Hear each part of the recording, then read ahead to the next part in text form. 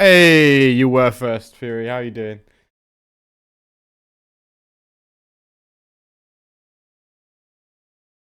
Camping here waiting for the door to open.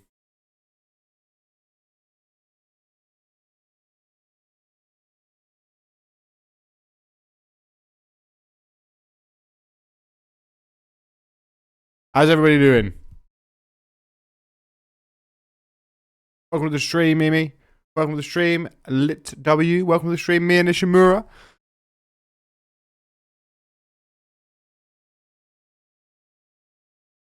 Got a lovely Earl Grey as usual ready for me for today.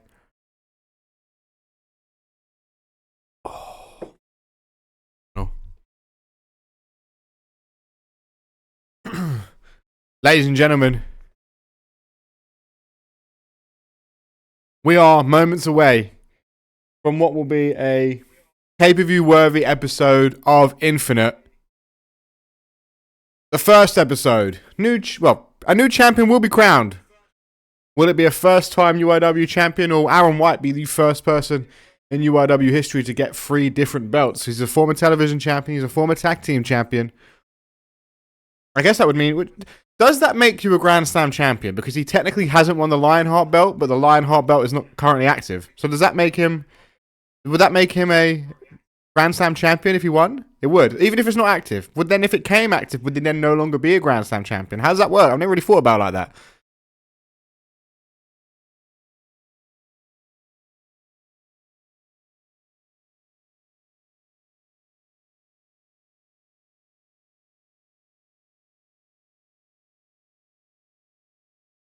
But, ladies and gentlemen, I have been told by our owners that before we get to the rundown tonight, before we get to the match card rundown, we are going to have to listen to the man in our main event tonight.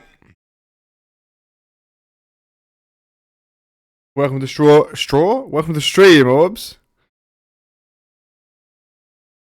Yes, before we get into our rundown, into our matches, we must first listen to the one, the only, potentially the future UIW World Champion, Aaron White. Listen up.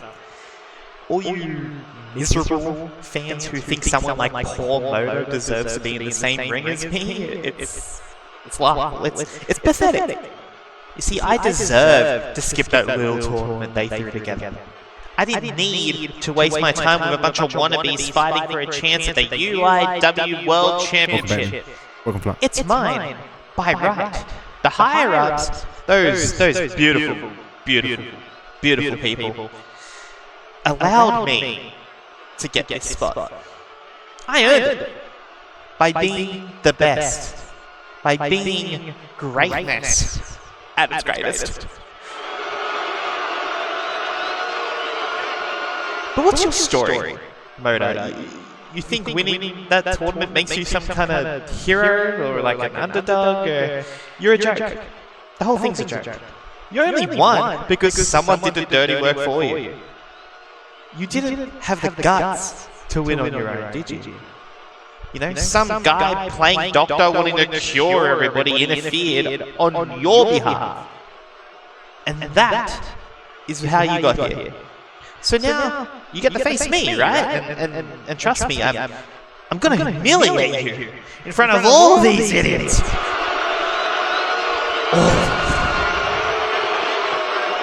But it gets better, right? Paul, you've had a rough time lately, right? So you winning this tournament obviously has put you in a different mindset. But lately, you know, you had this. You had a childhood friend recently, right? Antoinette? Did I get that right? Antoinette? And, oh god, you know, rest her soul. And this isn't funny, but she was gunned down right in front of you after a show. Sorry. She was gunned down. And it's tragic. It's heartbreaking. You probably wish she could have dodged that bullet, right? Well, guess what, Moto? Just like the shot she couldn't avoid, you won't be able to avoid me. in that ring, right? I mean, you think you got what it takes to pull the trigger in this match? Not a chance. You'll freeze up just like you did when your friend took that hit. Meanwhile, I'll be the one pulling the trigger. And when I do, it'll be your career. When I do, it'll be the UIW World Heavyweight Championship. So go ahead, Paul. Bring your little fairy tale to the ring. I'm here to end it. I'm here to make sure you understand that in this business, people like you don't belong anywhere near the top. And when the dust settles, I'll be the one holding that championship. But you? Oh man. Maybe you should go back to the streets. well, I shouldn't laugh. I was laughing at someone in the chat, not the message. Aaron White certainly making a statement ahead of his main event matchup tonight. Targeting a late friend of Paul Motor's. Unfortunate. Rest in peace. Heartfelt promo by Paul Motor posted earlier on today. Take a second for that. Aaron White, of course, not taking a second for that. And what we won't take a second for, ladies and gentlemen, is get into this rundown. Let's have a look at tonight's action. 8 matches, a booster episode. Normally, there'd only be 5 to 7. Now, there's 8, because it's the first episode of Infinite.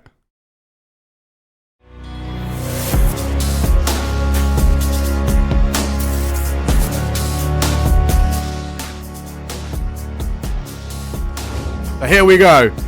We kick off new UIW Women's Champion in action against former UIW Women's Champion. Mia Nishimura takes on Sarah Miller to kick off episode 1 of Infinite before we head into the tag division. It was advertised that ever after we'll see the Road Wives take on the team of JT Smooth and Brian Phillips II as we await the future of the UIW Tag Team Championships. And we go back into the Women's Division Triple Threat. 3 debuts, Piper Goodish, Bree George and Harper Castle in Triple Threat action. 1 fall to a finish for our 3rd match of the evening. Back in the singles action though, Ricky Yamamoto looking to recover from his ever after failure will take on the other half of Catchpoint, Brian Gibson. We saw Jordan Barnes get the win at ever after. Let's see if Brian Gibson can do the same. Then fatal 4-way action. 4 more competitors similar to the women's match that didn't make their debuts. One of them though already has.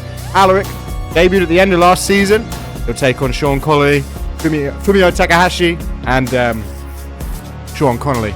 And then we have Zachary and Jaguar Kid. It was set up by Hayden to punish Zachary for interrupting him, gave him someone undefeated. And then we have a last-ditch, high-stakes battle royale. The winner of this will face China Sage next week in a #1 contenders match for the UIW Women's Championship. And then the main event, Paul Motor, winner of the tournament at Ever After, takes on Aaron White to crown the new UIW World Heavyweight Championship. Champion. I meant. Board on board. Zachary versus Taj. Hey, you know, if you he's a fair man. He wouldn't do that. He wouldn't do him like that. Just wants to earn a living wage. That's all he did. He didn't do anything rude.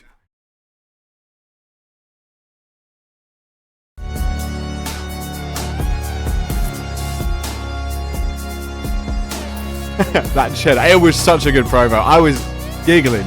I couldn't hold myself. I muted the mic. Here we go, ladies and gentlemen. First match of this era of the new show. And a big opportunity for Sarah Miller. Of course, Sarah Miller lost in her triple threat main event on day 1 of Ever After against China Sage. It was former champion versus former champion versus former champion. Although, however, if Sarah Miller can beat the new UIW Women's Champion, Mia Nishimura, you'd imagine that would put her right back up the pecking order in what is currently a very open championship picture. Two of these three actually debuted in the same match. It was a triple threat match, probably almost 2 years ago now. The 3rd member of that matchup was Callie Casey. The 3 of them were dubbed the Next Generation. It certainly has come true for 2 out of 3 of them who've now become UIW Women's Champions. Sarah Miller won it at Broadway Bash and Mia Nishimura won it yesterday at Ever After. Not yesterday, 2 days ago, 48 hours ago at Ever After. Welcome to the stream, Saturn's Bards. Of course, the fallout of Ever After for Sarah Miller, of course, was coming to her friend's aid, Alice Blake. The interesting story there. Last time UIW was a thing, Alice Blake and Luna Asher were teammates, dubbed the Fly Girls Club. Since UIW kind of went into foreclosure, Alice Blake went on to team with Sarah Miller. Luna Asher made a little jab at Sarah Miller backstage, said she'd be coming for the former women's champion. Obviously Sarah Miller didn't take too kindly of that, especially after she beat Alice Blake, came out to square up with Luna Asher. No hands, nothing physical. And here she comes, UIW Women's Champion. Welcome to the stream, Sarah Miller. Hope you're doing great. Welcome to the stream, China Sage. The new UIW Women's Champion, I believe, correct me if I'm wrong, China, but the 8th in UIW history.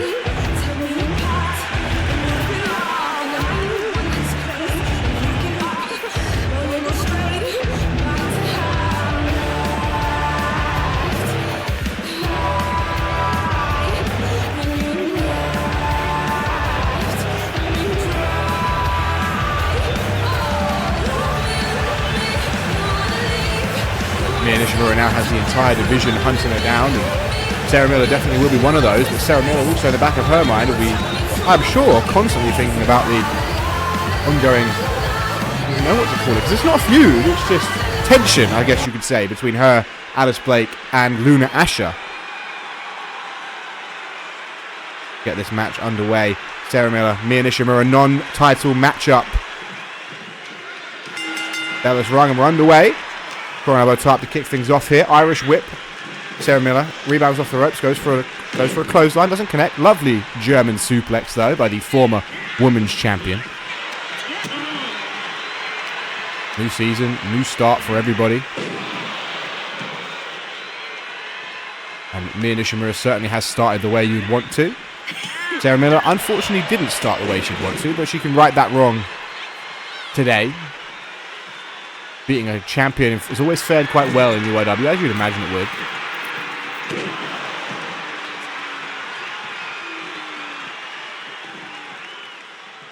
Sarah Miller in the corner, kick to the midsection, countered by the former women's champion. Of course, we only now have three former, launching Mia Nishimura into the corner, sorry.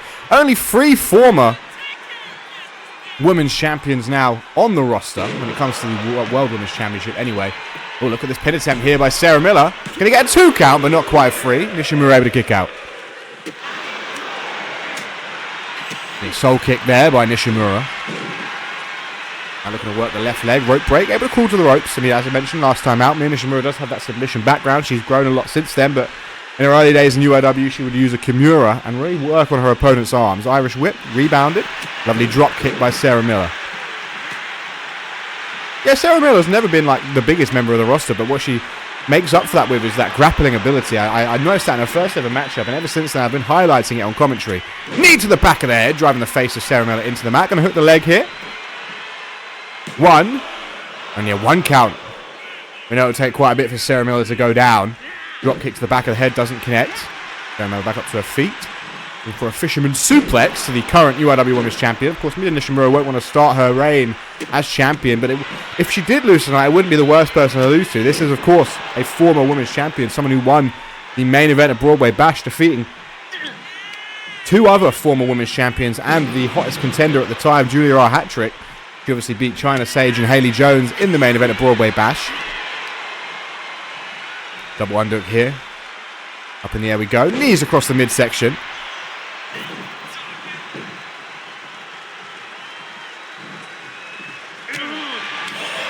Backhand, multiple backhands by Sarah Miller.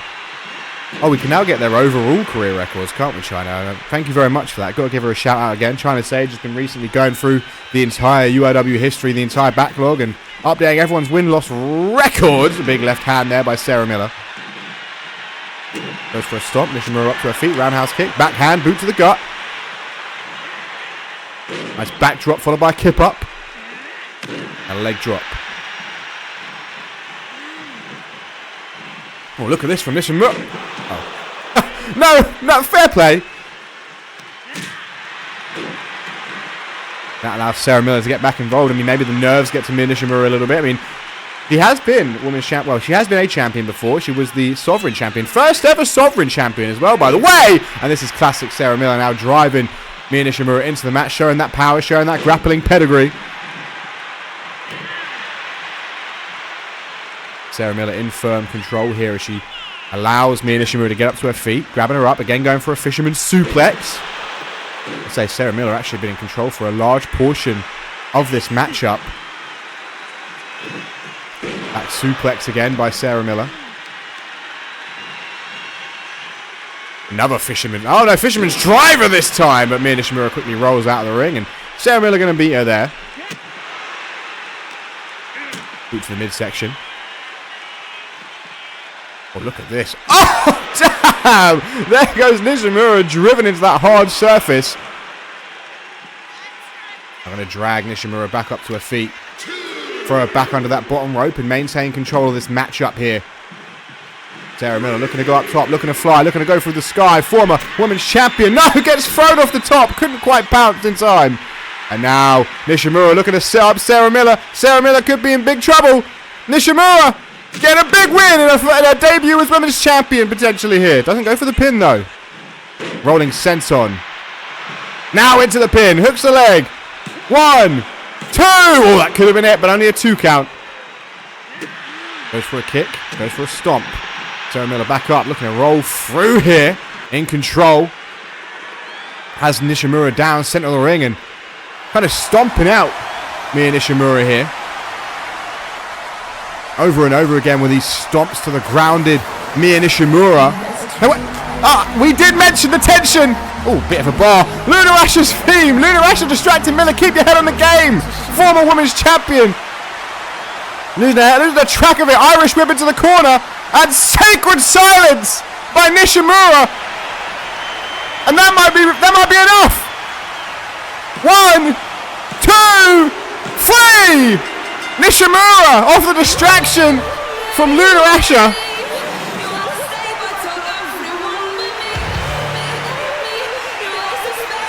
Luna Asher, I did say there was tension. And Luna Asher may have just, well, not may have, she's just cost Sarah Miller in her opening bout against the new women's champion.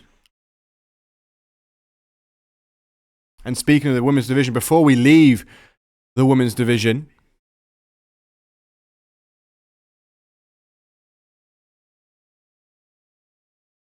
we're actually going to hear from one of the women that will debut later on tonight in the form of Piper Goodish.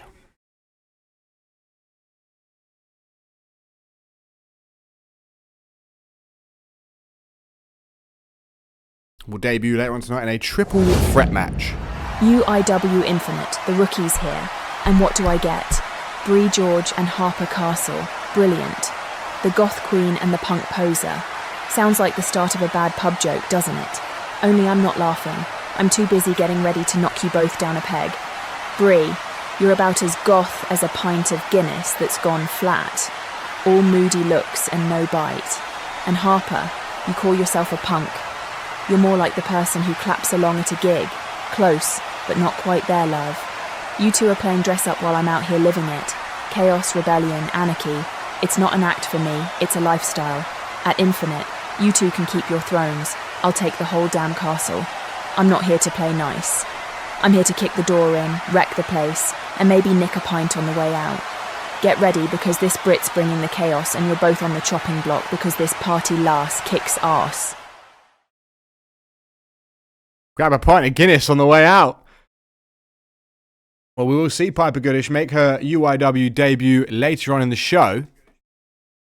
In fact, it will be in 2 matches' time. But before then, we must go into the tag division.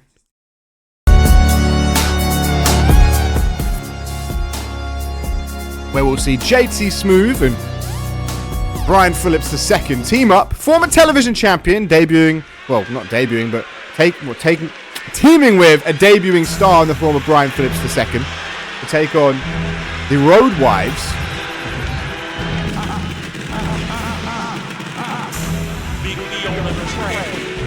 Appreciate everyone who's in the stream tonight. Thank you very much for turning out for this first episode of Infinite. Out first, though, ladies and gentlemen, if you don't know, this man is a former two-time television champion. Dominated that division for the entirety of the first season of UIW. It's the first one. It's the first one. Welcome to Stream XLP. We're hearing from him later as well. JT Smooth looking to go for gold. He's never got, it seems. We know the Tag Team Championships will be returning. In fact, next week, I will announce to you guys, next week you will find out exactly what show they will be returning on, because we will be revealing to you the next pay-per-view in the calendar next week on Infinite, so make sure to tune in for that. And with that, we will be announcing that there will be a Tag Team Championship match at said pay-per-view. So momentum is key right now. As I said, JT Smooth never won the Tag Team Championship. Former two-time television champion. Combined days, probably the longest reigning television champion. Get the historian China Sage to correct me on that, but I think he may even have the longest individual reign. Had it for quite some time, well over 100 days. Yeah, there you go, almost 200. Literally 1 day short of 200 days across his two reigns. I'll start having that history book up in the streams. Probably makes it easier for me. And now we await his tag team partner tonight, Brian Phillips II, making his debut. 3 of the 4 men in this matchup will be making their debut.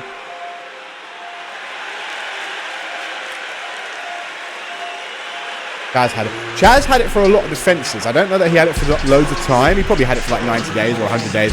I know he was defending like every other week. He was a very active champ. When I say every other week, I think like he had like 5 defenses or something like that. 4. I will say, to break character for a bit and make a bit of clarity, especially for the people in this match and in probably most future tag matches. Tag matches I've found are the exact same this year as they were last year. They just go on for like 25 minutes. So there's no count-outs in tag team matches. I'm not going for the old unified rules because I think they were quite split. We used to go with Falls Count Anywhere Tag Tornado rule, but people thought that was a bit mixed.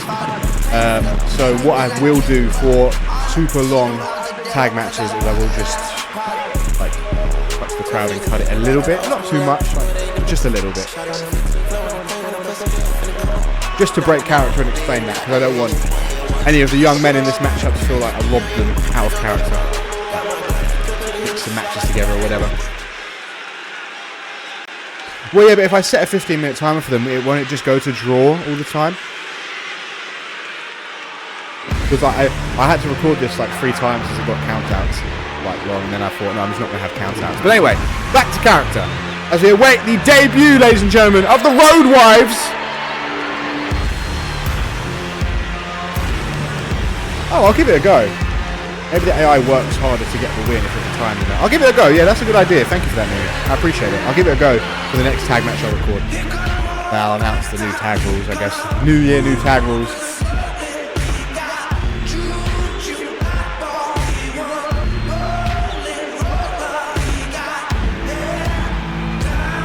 UIW has always had quite the hotly tested tag division. The first tag champions were the Young Guns, then followed by the Mustache Powers. Cultivation, which was Aaron White and Thanatos, picked up the belts for a little bit before Not Safe for Work. Probably the best tag team we've ever had. Whether they had the belts as long as they deserved to. They were amazing, and I miss them every single day. Welcome to the stream, Mr. Chase Owens, as this tag team match kicks off. A shoulder block by JT Smooth, former 2-time television champion. Right about top there, Irish whip. Oh, thrown him into the referee. Goes on to the back of the head, does not quite connect.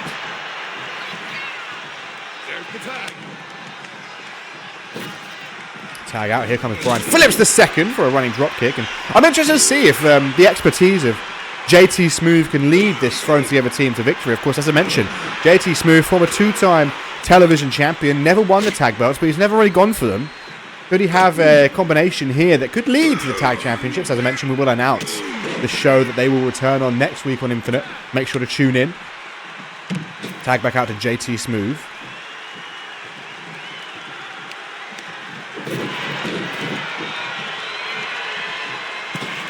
Back in the ring. Chrono by type, an Irish whip. JT Smooth right now, relatively in control of this matchup.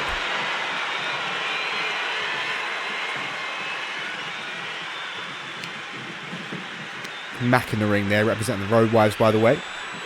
Juice on the apron. Just so you're aware of their names. Elbow tie up.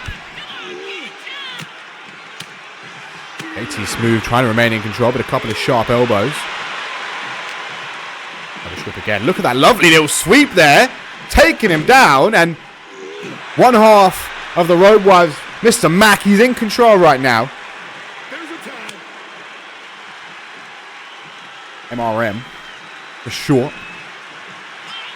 Hold on a minute. Juice with a right hand to Brian Phillips II, trying to take JT Smooth's tag partner off the apron. That's not working out for him. He shouldn't get distracted like that. Unload him with those right hands, and JT Smooth just like that, back in control. Now looking to drag Juice up to his feet. Elbow tie up. England backbreaker. Russian leg sweep to follow up. Former two-time television champion. Going to see if that translates into tag action here tonight. Elbow tie up once again. Irish whip. Throwing Juice into the corner. Lovely teamwork by JT and Brian Phillips. A double Irish whip potentially. Launching BP2 into the corner. Clothesline from JT Smooth. Welcome to Stream Swafty.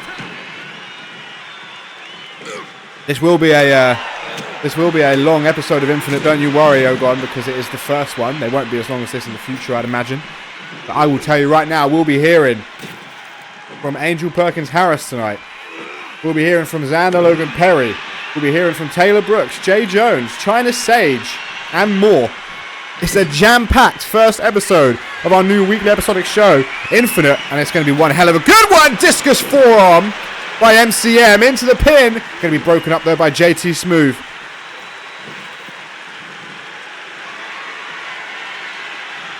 MCM though.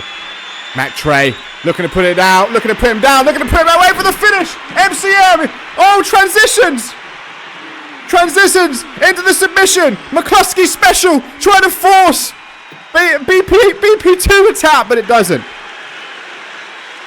Let me tell you about the Road Wives. Both of them trained in Rockville, Maryland. And Mark's father, Stephen McMurphy. Just a little background on the two. You know, they've been together for a long time, so if JT Smooth and Brian Phillips II can get this done tonight, they won't just have beaten a new team on the blocks, a team that's not been together for a long time. They'll have beaten some tag team prestige. Drop kick by Brian Phillips II. Welcome to the stream, The Cannon. Well, make sure to get in the Discord, The Cannon, just because when we do open for signings, the link will be first posted in the Discord to get people in before. Still priority for the community, of course.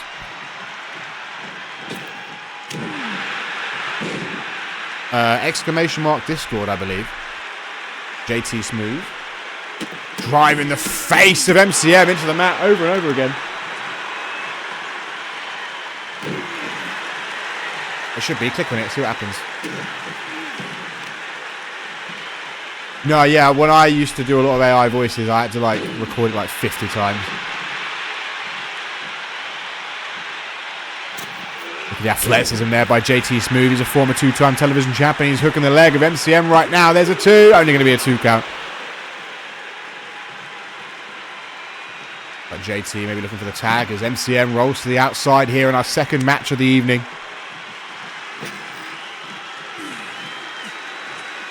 Brian Phillips looking to do here. He's looking to get some revenge. Of course, the juice was coming for Brian Phillips earlier, and a DDT on the apron by Brian Phillips II. Turn around, son.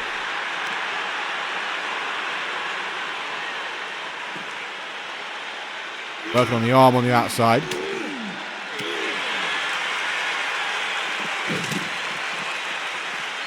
He drop kicks the face of MCM, and everyone's down. Ladies and gentlemen, you've got to get in the ring. Actually, no, you don't. There's no countouts here tonight. I forgot, yeah, our new tag rules. There are no countouts. They can fight on the outside for as long as they want.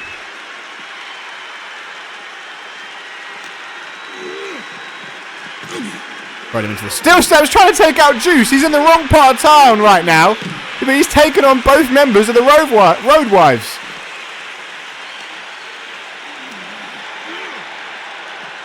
Got reverse DDT on the outside. Juice has let him go, but Oh my god, no, I thought BP2 was going to go after Juice again. Oh my god, he is going after Juice again. Focus on the game. Forearm to the face, another DDT on the apron, the hardest part of the ring. Oh, rolling a heel to the forehead.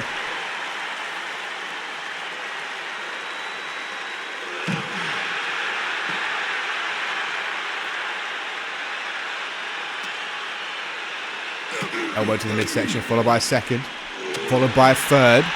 Pauses a release. BP2 can't stay away from the Juice. Oh my god, he's not done! He's not done! Look at him! Springing through the air for that moon... well, front flip. Not a moonsault. I was about to say moonsault. Swanton, if anything. I don't know why I'm getting moonsault from. That's the 14 months of rust. It's going to take a minute. It's going to take a few weeks to properly get back.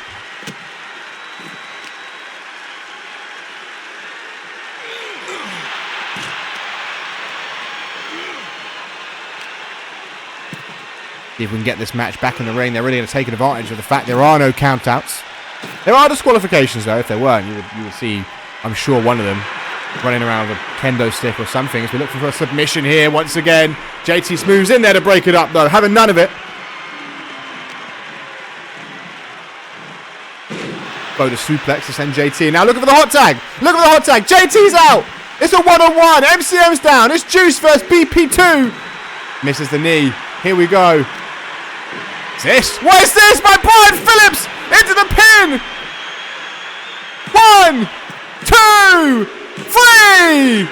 Brian Phillips and JT Smooth win in our first tag match of the new era of Infinite. JT Smooth really be coming for these tag team championships.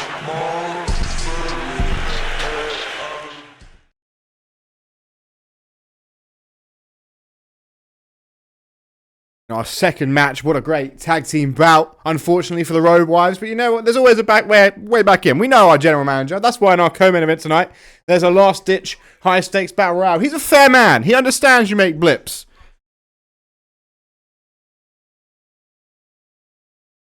Speaking of being a fair man though, I wonder what his response to what APH did in the main event of day 2 of Ever After. Where he took out Taj, where he took out the big homie with a CTE, which allowed Paul Motor to win. We're going to hear from APH next on Infinite.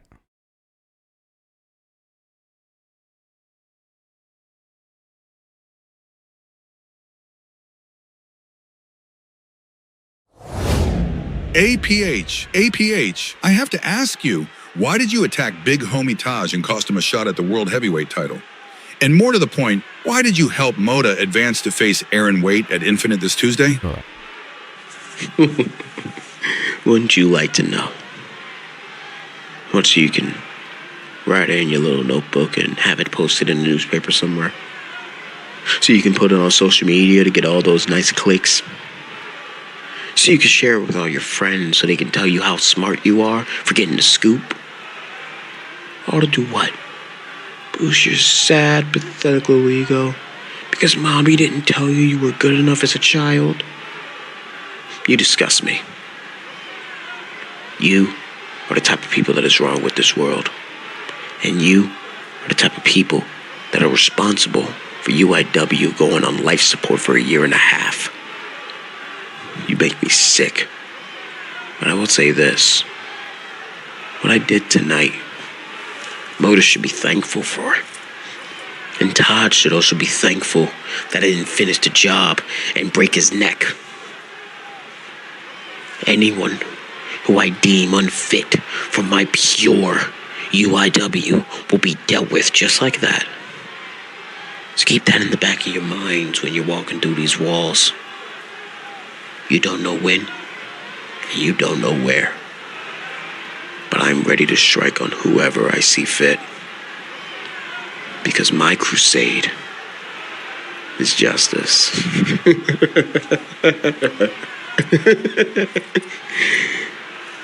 Have fun in the main event, Mota and Waite.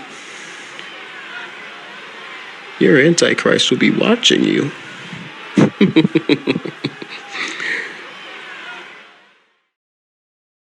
Well, somewhat of an explanation, although a vague one, from Angel Perkins Harris. Not really giving us the answers we wish, but we want. Kind of beating around the bush in that vague Angel Perkins Harris way. There's definitely something going on behind the scenes that we don't quite know about yet, but I'm sure we'll find out over the coming weeks. What we will find out up next, ladies and gentlemen, is which one of our 3 debuting members of the women's division will pick up the win in this triple threat. Look at that transition by me there.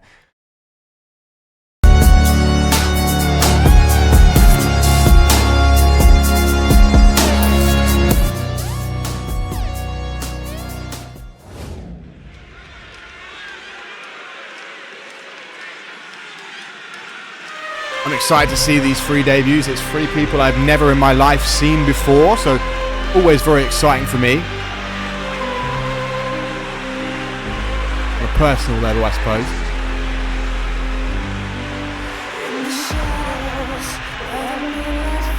Out first, though, Bree George. Notorious around the wrestling industry, probably one of the most well-known superstars around the globe. I can't wait to see how she squares up to China Sage, both of whom have different monikers for themselves. One is Mother and one is Mava. I had to enunciate that to make the difference obvious, but you know what I'm saying. I don't know that China Sage would take too kindly to someone coming out wearing her moniker.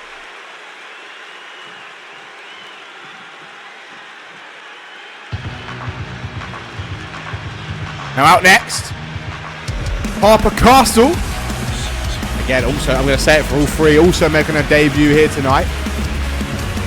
What I like about these 3, and I think it will make an interesting matchup, is they all giving me kind of quirky vibes. They look like they will definitely take advantage of the fact that this is essentially there are no rules in this matchup. It's a triple threat, so you can do anything you want. I wouldn't be surprised if any of them, threw me off guard and took advantage of that fact.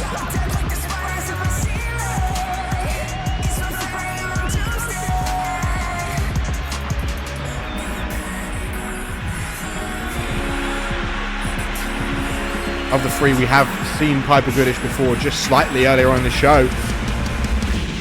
Pulled out both of these 2. It was very insulting to them. Compared Bree George to a dead pint of Guinness.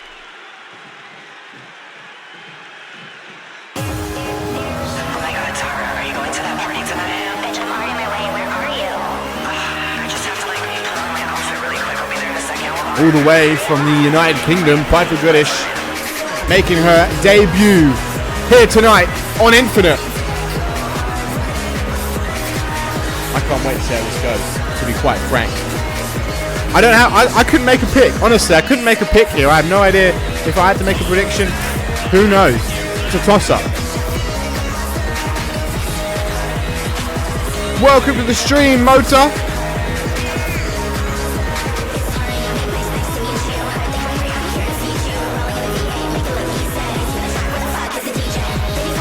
Welcome to the stream, Harper.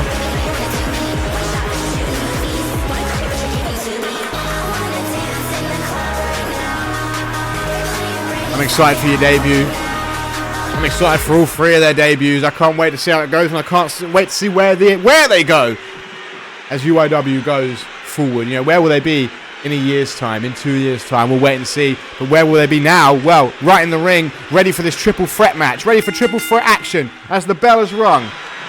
And of course, Bree George goes right after Piper Goodish after those comments earlier on tonight. I wouldn't be surprised to see Bree and Harper team up on Piper Goodish after we saw Piper backstage kind of mouthing off about the both of them.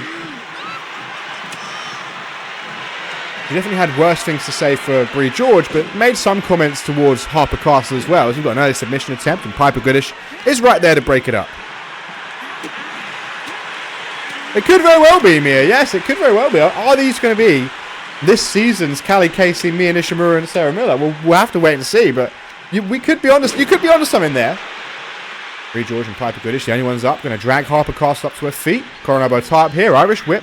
Harper in the corner, watch out behind. That's what you got to do in these triple threat matches. As we saw in the main event of day 1 of Ever After, you'll always have someone behind you. It's very hard to stay in control of a triple threat match unless you're in the zone, like we saw from Oliver Cowdew on day 2 in his triple threat. Managed to stay in control of Thomas Del Rey and Jack Quadro in that triple threat match. And we'll see now if there's an early kind of shower for who's going to take in control of this matchup. Northern Light suplex from Harper Castle, turns around, and there we go, taking control of Bree George as well. It looks like Harper Castle starting off very strong here, taking it to both of them, but Piper, nope, not for long, because of the commentator. All over the place tonight. Been up all day, to be fair. I've been staring at a screen for like literally 12 hours, editing together the show. This surprises me to see him team up on Harper Castle, but I guess, you know, in this matchup, you team up with who you can, but your alliances don't last very long. As you see here, boot to the midsection by Bree George, corner elbow tie-up. Gonna grab Piper Goodish from behind, drag her to the far side of the ring. What looking to do here? Throwing her through the middle rope. Oh! Able to hold on, not fall to the floor, but looking a little bit groggy. What? What in Lord's name? Bree George with a pile driver off the apron. Taunting. Watch out! Chair shot. Chair shot by Harper Castle. Oh my God! Look at Piper Goodish. What? Piper gonna throw. I mean, she must be operating on like survival instincts right now. Her head must be rocked. She's not gonna get something back, but Bree George's not gonna have any of it. Welcome to the stream, Piper. Down in the face of Bree George. I mean, yeah, Bree George obviously not happy with the words from Piper Goodish. Throwing Harper Castle on that point. Right from behind with a nasty clothesline. Piper back in the ring, going to square out with Harper Castle. Spinning soul kick though by Harper. And Enziguri straight to the face. Takes Piper Goodish down into the pin, but Bree George is right there. Only going to be a 1 count before the breakup occurs. And this is what we're going to see quite a lot in this matchup. We saw it in the triple threat main event of day 1 of Ever After.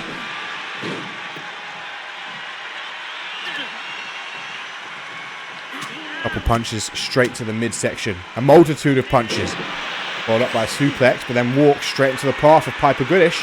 Clothesline by Piper, not done yet. Drags Bree George back up to her feet for another clothesline. Then once again going to drag her up to her feet for a third and final clothesline as Harper Castle watches on and immediately looks to take advantage. Hurricane Run sends Goodish flying.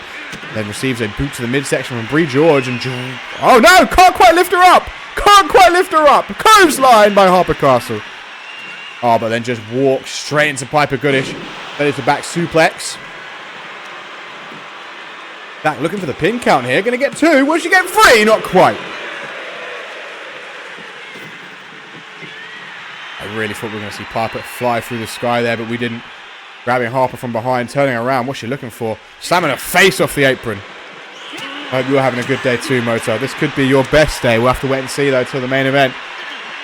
From behind, Frankensteiner by Harper Castle takes Bree George out. Turn around. Got to be quick, and she is quick enough. Harper Castle's certainly been the standout so far. Of all 3 of them, she's been in control for the majority of the match. Not to say she's been in control of the majority of the match, but comparatively to the other 2, I'd say she's had more uptime. Spinning around. Big forearm to the face. Keep Harper on her feet, though. Punch the back. I was trying to predict that Irish whip was coming. A bear hug, though, from Piper. Piper wrenching down with that British brute strength. That pub strength. Giving her she must have had a Guinness before this match, just to, you know, hype herself up a bit.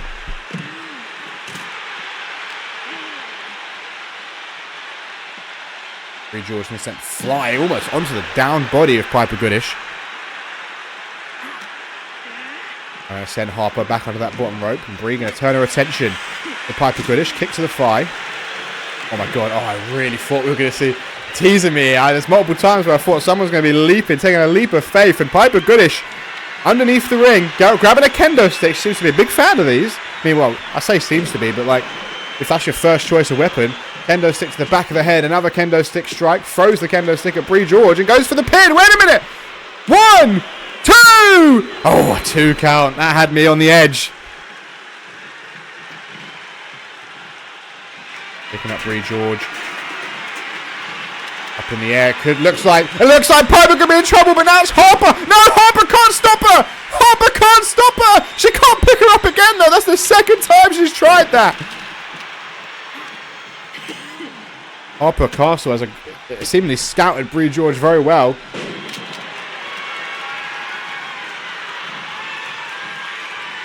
What is she looking to do to Piper Goodish? Not going to find out. A couple of elbows to the midsection. Spinning soul kick from behind. Here comes Harper Castle. Back to her feet.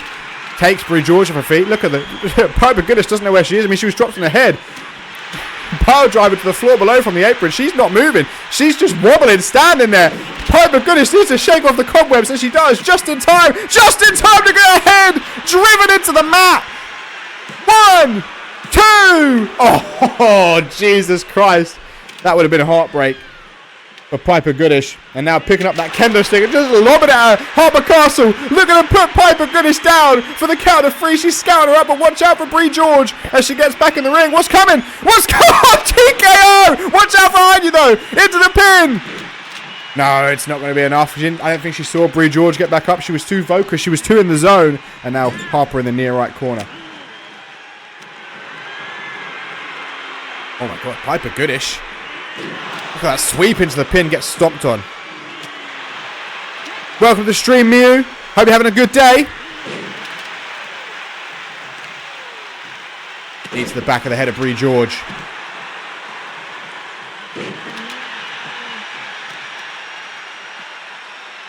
Was letting out a roar here as she remains in control, hoisting Harper up and driving her into the mat. Not going for the pin though. And Piper Goodish again. Going for another... I told you she loves these. What a fetish for the kendo sticks. Look at smacking Bree in the back of the head, smacking Harper with it. Don't let Piper Goodish get a kendo stick. Into the pin. Bree managed to get up though and break the pin up. I think all 3 of them are rocking some killer gear in this matchup. We saw this earlier from Piper Goodish. She'll hook straight into the pin. No, she won't. She obviously knew. Oh, she rolled over and got a knee straight to the chest. Wait a minute. Wait a minute. Wait a minute. Harper, get back in there. Oh, you're lucky. You're lucky. He was looking to get a weapon. Realised it. Must have heard the ref go down for the count.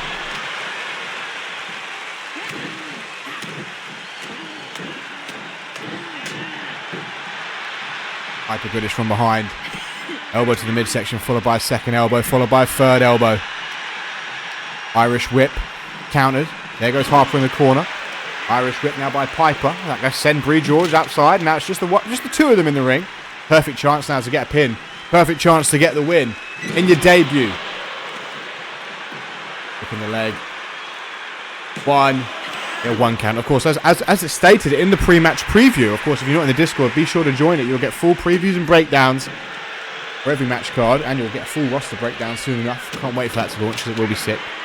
Frankenstein there by Bree George, but in the preview, obviously, it teased the Sovereign Championship. That is an old UIW women's belt. Debuted last season. I would love for that to come, and obviously getting that momentum under your belt, especially when it's going to come back for essentially as a vacant championship. This was a knee to the face of Piper Goodish. If it's a vacant championship and you're getting that initial championship match, if you've got that momentum about you, you may very well get in it. Especially if you remember what these Sovereign Championship rules were. In fact, we'll get a graphic for that as well, just to explain them all to everybody. Piper Goodish driving Bree George into the mat, but of course she didn't realise Harper Castle was right behind her. The drop kick. Well, you've got to imagine though, if Harper Castle wasn't there, would that bottoms up be enough to put down Bree George? We'll never know now, but go on, Nishimura, show me your. Wait a minute, ignore me, don't show me anything, because Harper Castle's going to show us how to put this match to rest. Just ignoring Bree George. As I was saying, sorry, Nishimura, if show me your Sovereign Championship knowledge. Go on, read me off the Sovereign rules match. Read me off the rules. Backhand there by Bree George. Off the second rope, flies through the air, catches Harper Castle, driving her into the mat. Watch out. With elbows to the midsection though by Piper Goodish. Forces the release. Does not see her coming though. Harper from behind with a drop kick. Allowing her to go one-on-one with Bree George for a moment. Bree George face first in that top. Oh no! Oh nowhere! Oh nowhere, but it won't be enough. Could you have imagined if it had been it? That caught me so much out off guard. Oh, under the back by Harper. Launching Piper over that top rope.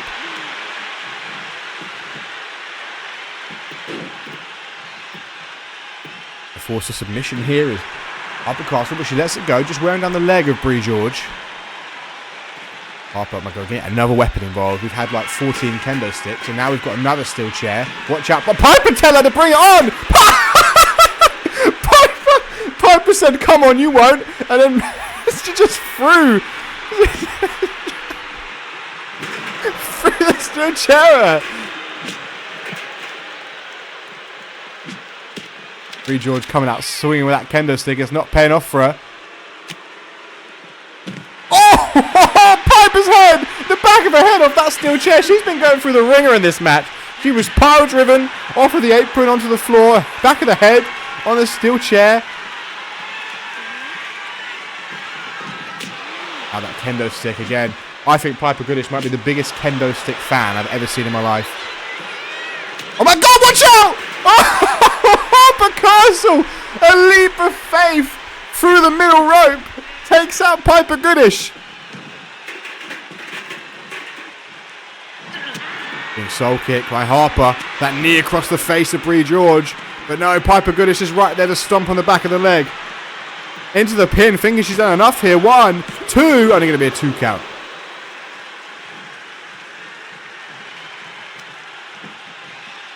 Boot to the back. Oh, Piper Goodish. Piper Goodish. Oh, this is... Got... Gonna pin her surely. Why would you not go for the pin there? I guess she sees Bree George up. Clothesline.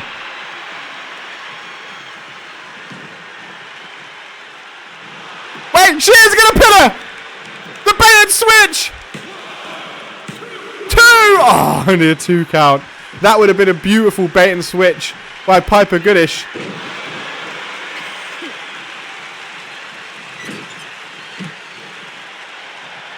These three said, look, it's the first episode of Infinite. Let's give out a pay-per-view quality matchup.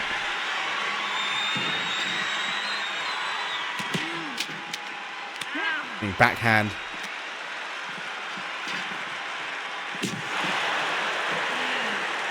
Piper Goodish wisely letting those two go at it. Oh, just throwing Bree George into the steel steps.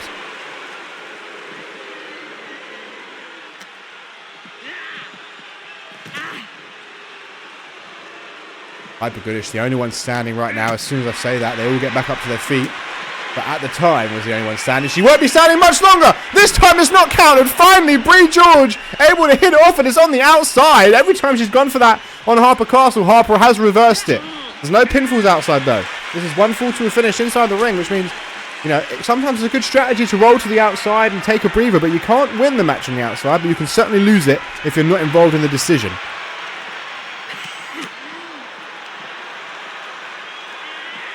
Piper Goodish thrown around the outside area. Bree George brushing the dirt off her shoes onto the down Harper Castle. Harper back in the ring now. Bree George going to follow. As I said, you've got to get the pinfall in the ring, and she's certainly going for it. On top of that kendo stick, not that it makes a difference. 1. No, there's Piper Goodish.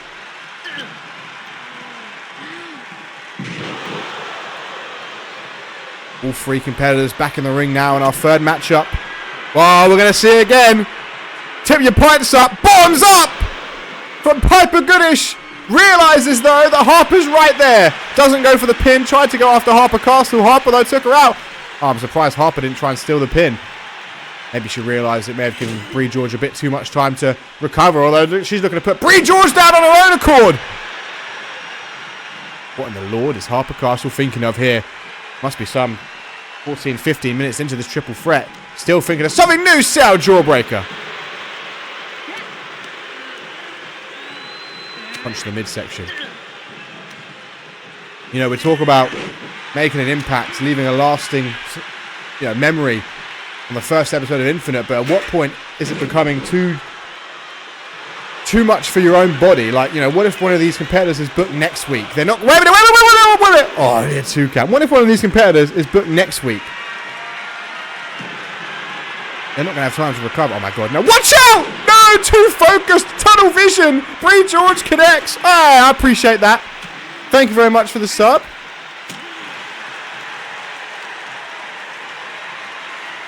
Oh, they're going to team up on Harper Castle here. Double Russian leg sweep.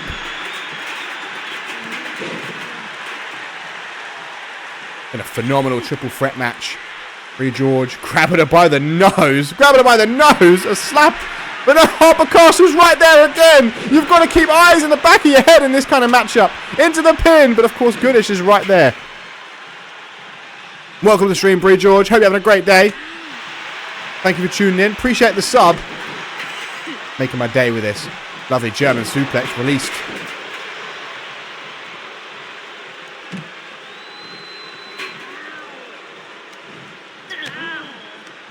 Irish whip.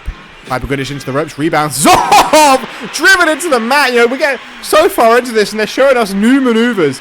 Pulling everything out of their drawers. Oh! Swanton! Harper Castle right there.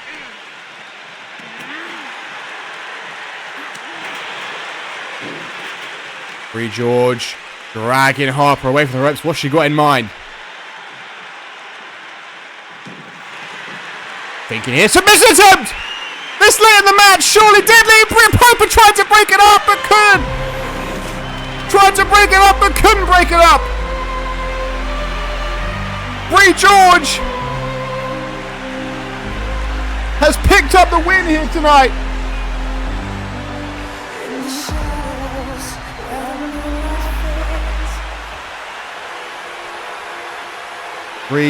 Wait, whose theme is this?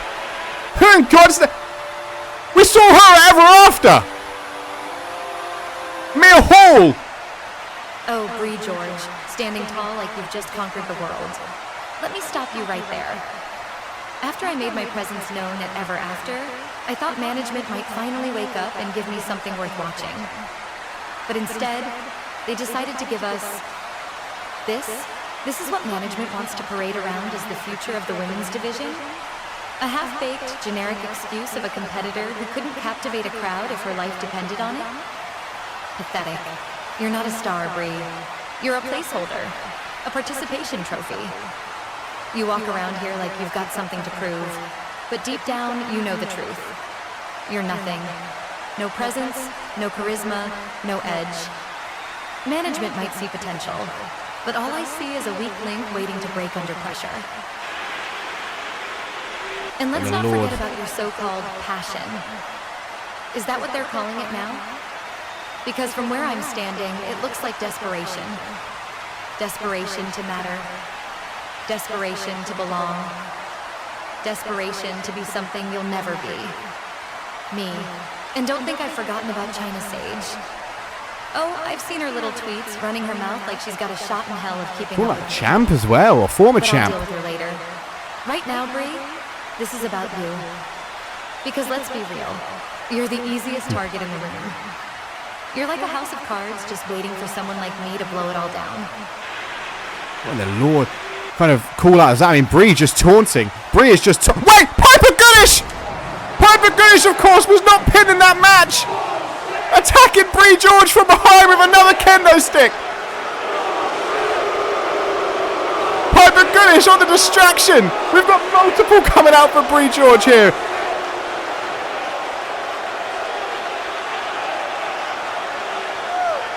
Piper Goodish has just attacked Brie with a kendo stick! Maya Hall has just called Brie out. They're all coming for Brie George, and here comes Maya Hall.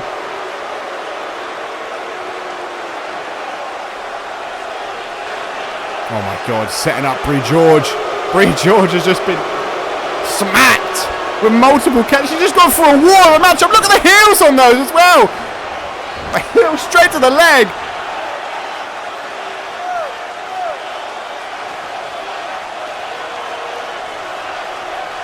Brie George down. So enjoy this little moment, Brie. Savor it. Because the reality is, you'll never be anything more than a stepping stone for someone like me. And I don't just step, I crush.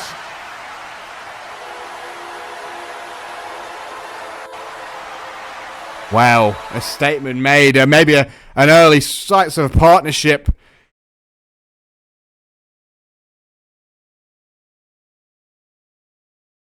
Between Piper Goodish and Maya Hall here coming after Bree George. That's absolutely fine. An open mic is absolutely possible. I'm sure our fair UIW general manager will absolutely allow that.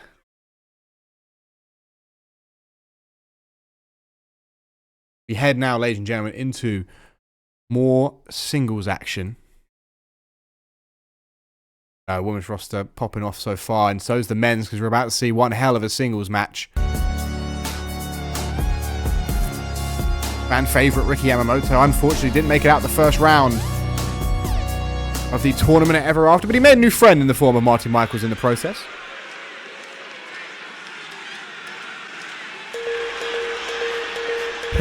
Hayden Fairclough, I mean, you're not wrong. And look, accompanied to the ring by Marty Michaels here, the hot mess, Ricky Yamamoto. Of course, understandably so. I mean, Brian Gibson almost certainly will be accompanied to the ring by Jordan Barnes, his tag team partner, who made his debut on day one of Ever After, picking up a win over Jordan McKay.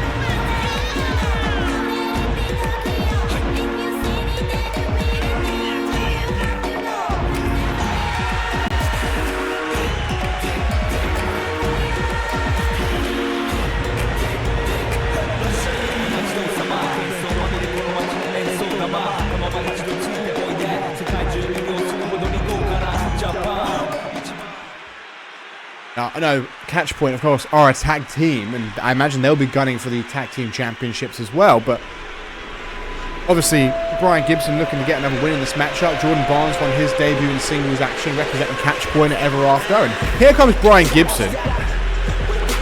They did very well to put down Jordan McKay. I mean, Brian Gibson did not get involved once, but as I mentioned on the broadcast, just having someone in your opponent's corner when you don't have somebody in your corner is enough just to put you off your edge just by a little bit. And at this level, that's enough.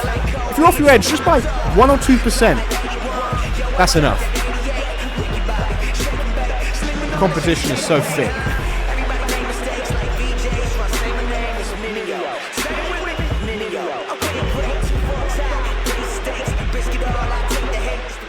Here we go, ladies and gentlemen. Catch Point, one half of Catch Point, Brian Gibson takes on this man right here, Ricky Yamamoto. He's already at a disadvantage. One eye blindfolded. Has an eye patch, of course. Now, I want to take you into an interesting conversation here, because I think that makes you such a better athlete if you can compete at this level with one eye. I mean, you think, how many athletes are there in the world truly, as Ricky Yamamoto starts this matchup very strong, how many athletes are there in the world that can compete at the highest level with one eye? I mean, I know of one that comes to mind. Former UFC middleweight champion Michael Bisping fought with one eye, became world champion. And so maybe Ricky Yamamoto can get there too. I mean, obviously a completely different sport. But, there is proof that you can be at the top level, as we see Brian Gibson by the right hand.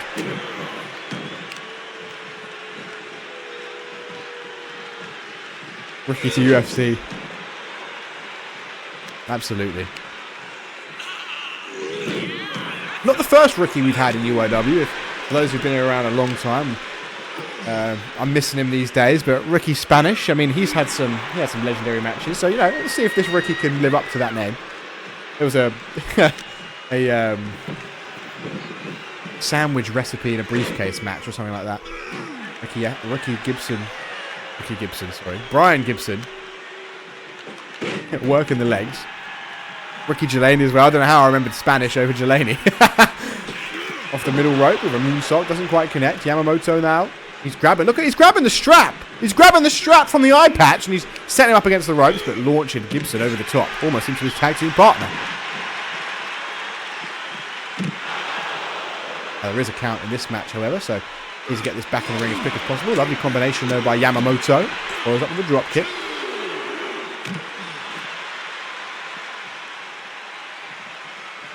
Let's get this back in the ring, lads. Forearm to the face. Look at the taunt single knee backbreaker driving the face of Yamamoto into the floor. Hey, lads, hey. Come, get back in the ring.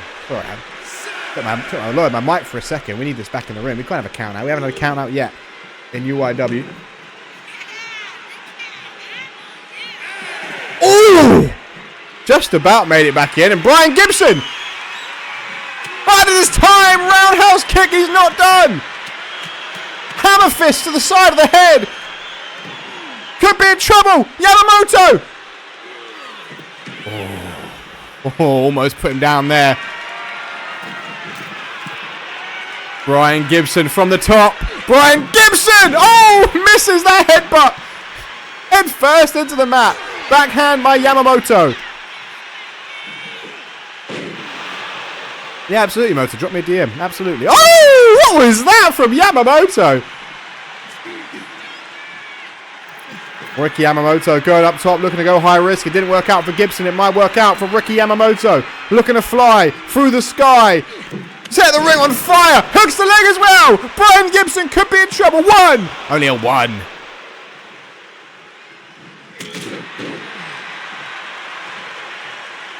Up to the arm. Roll to the outside. Get back in the ring immediately. Just took a little break. Took a momentary breather, I suppose you could say. Irish whip. Lovely toss there. Ricky Yamamoto being thrown across the ring. 52 people. Hey, I appreciate everyone tuning in tonight. Blimey. More people in here than ever after. Thank you so much, guys. You're all legends. Those in here that are not on the show, make sure you get in the Discord for when we reopen signings. You'll hear about it first on the Discord. Into the pin now. Ricky Yamamoto. 1, 2. Only a 2 count. I just had that a drop, but it doesn't matter. I'm really enjoying it today. Good section. Irish whip off the ropes. Ducks underneath. Lovely Dragon German. Dragon suplex. You can feel the rust.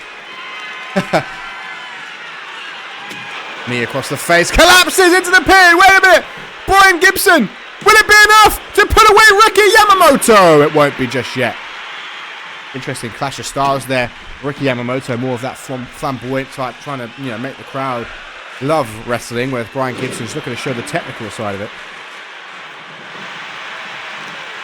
Yeah, I did think about that motor when I was watching it back. That is a good suggestion from you. There's Ricky Yamamoto looking to finish, looking to put this match to rest.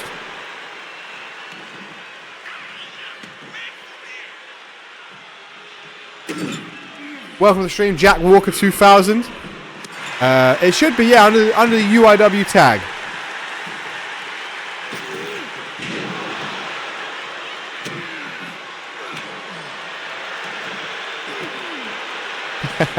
Hey, Hayden can cut those promos. You've missed a phenomenal matchup, Ricky, but it's gone well. As I said, an interesting clash of styles here. Oh, big boo out of nowhere. I appreciate that. Aaron made the arena at Decided Villain on Twitter. He makes phenomenal stuff. He makes all of our belts too. Oh, submission attempt. We know Brian Gibson loves to work the leg. Ricky Yamamoto could be in big trouble here. Ankle lock. No! Ricky rolls forward. Send Gibson flying. Here we go. Yamamoto with an arm drag. Brian Gibson stares. Oh, no! Oh, Ricky. Not for a second time. You're in trouble, young man. Submission locked in. I think Ricky Yamamoto could... Ricky! Look at Marty getting the crowd up. Marty's so impressed. Marty's happy for his boy. This is still my boy. That's what he's screaming. And Ricky Yamamoto! Look at the leg! 1, 2... Oh, Yamamoto, no! Off that second rope. Moonsault. Now Ricky. Oh, he senses it. He's feeding off Michael's energy. No! He's slammed face first on the mat. Oh, no. Submission! Locked in! He's gone after the leg all night, and Ricky Yamamoto forced the tap. Oh, that was phenomenal. He choked it right at the end, but he was so close. Brian Gibson keeps catch point undefeated. That was a great match, a good finish. If only Ricky hadn't missed that. If Ricky hadn't messed it up at the end, he probably would have won. That would have been it.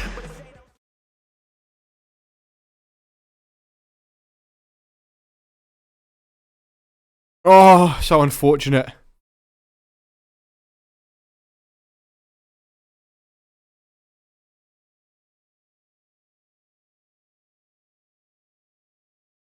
Speaking of somebody who could have won, you go back to Ever After. We saw the debut of Xander Logan Perry. He defeated a former world champion in the form of Jay Jones in his debut. One of the joint favourites to win the whole tournament. Beat him in his debut. Fell short to the eventual winner, Paul Mota, in the semi-finals. We are going to hear from Xander Logan Perry up next, ladies and gentlemen. 42, 43, 44, 45, 46, 47, 48, 49, 50. Damn, I gotta train harder. If I really want to become even a mid-carder, I still gotta do a lot more work, but that's what I'm capable of doing. I don't care if I don't have to see those people, those disgusting fat marks inside of the ring holding a microphone, because they'll get the message anyways on a big-ass Tron or something. Doesn't even matter if I see them anyways, because they're gonna be there booing me. Way, cry me a river. I don't care at all. So let's go straight to the point. Mota, matter of respect to you, you gave me a war. Aaron. Welcome to the stream, Donut. Your bald ass is gonna lose to him tonight. Sorry, I mean Tuesday. And if you don't, let your reign of terror begin. And I'll try to give people something to give a damn about on Infinite. So let's cut straight to the chase. I don't have much time.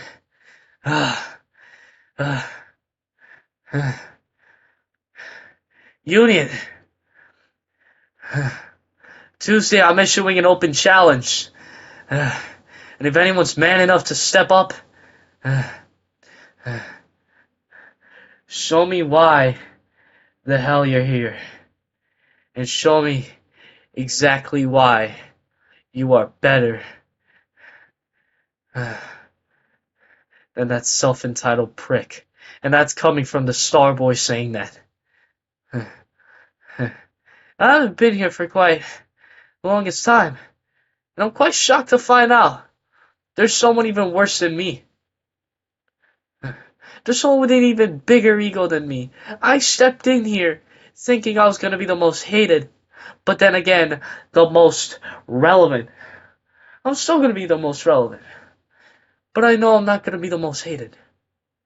So guess what? Whoever it is, I don't care who comes out. I will send both of us to be a lot more relevant than Aaron Waite. And I will shine brighter than his bald head, courtesy Starboy. Yeah, you tell that fat ass. XLB. Now cut that stupid camera. Now!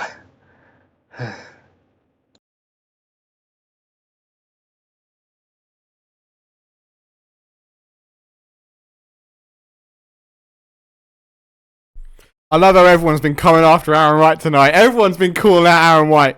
Someone said he looked like a fridge earlier. Aaron, you missed it. Oh, someone said this man has built like a fridge. Oh man. But ladies and gentlemen, I've got news in my ear.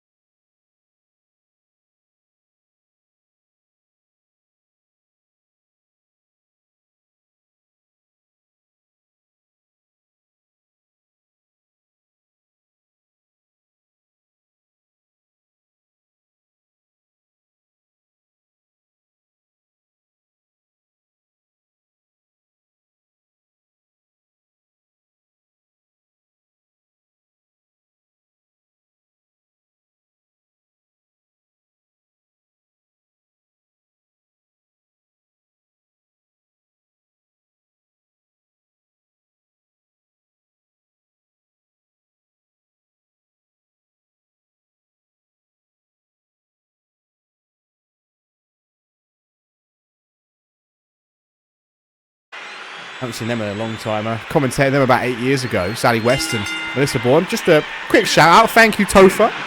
Topher made these for me on about 6 hours notice. They were in UIW's first season, I believe, or if not CMV's last season. I was there. But Sally West going to start in the ring against Ellie Quinn. And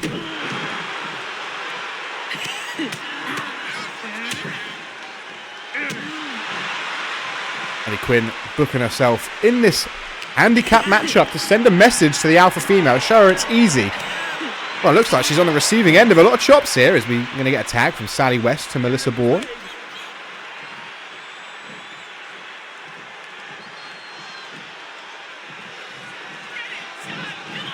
Launching Ellie Quinn across the ring. Maybe Ellie Quinn going to get more than she bargained for. I mean, these aren't just two local talent. These two have been a tag team for about 8-9 years. I mean, they're not currently signed to the roster, so at a technicality, they would be under a one-night deal. But Melissa Bourne now, Irish whip, goes for a clothesline. Ellie Quinn just a bit too quick with that elbow to the face. What's Ellie Quinn looking for here? Jesus Christ! Crucifix powerbomb by the devil herself. 1, 2, only a 2.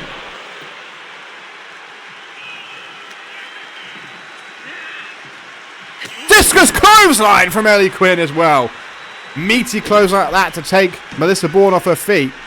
Taunting. Let Ellie Quinn know she's in control. You don't get too overzealous though. You know, this is a handicap match at the end of the day. Big elbow drop from the top there. And all it takes is Melissa Bourne getting to the corner and making the tag out to Sally West, and then it's just a fresh competitor for Ellie Quinn's face. Look at this pin attempt though on Ellie Quinn. 1, only going to be a 1 count.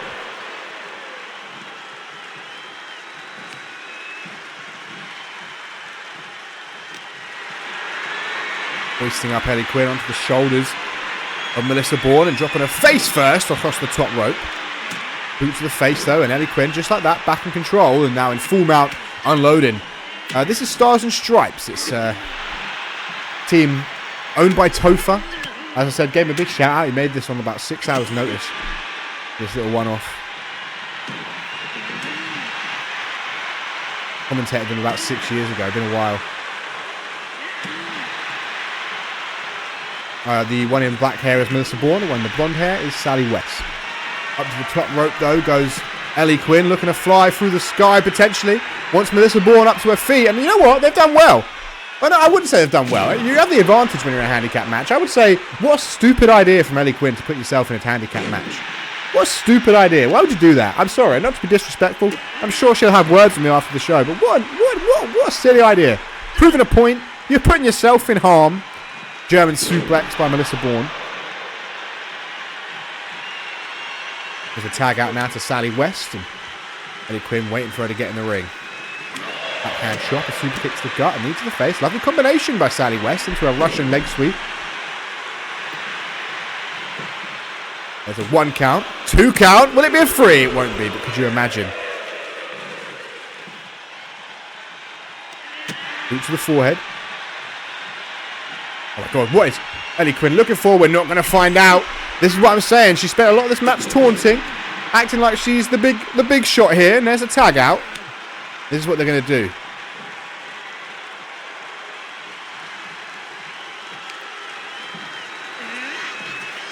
Keeping each other nice and fresh. Lovely combination here by Melissa Bourne. I think Ellie Quinn's going to regret this idea. Why in your right mind would you put yourself in a handicap match? I know you're trying to prove a point, but this is dangerous. And it could make yourself look foolish. You could make yourself look very foolish. 2! Only a 2 count.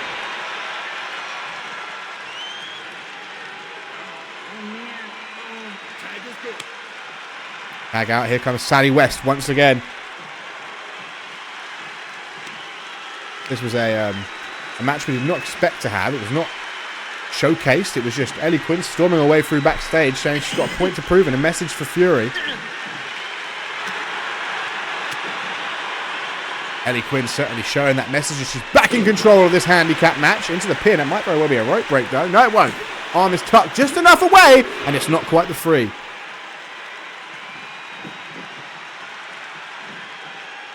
Damn. Digging you out there, Flux. Ropes. Spine buster that Aaron White would be proud of. Really going to give Aaron his props, but he does do a good spine buster. Wait a minute! Submission attempt! Ellie Quinn trying to snap the arm of Sally West, but it won't be enough. Sally West able to get out. The hand right by Sally West.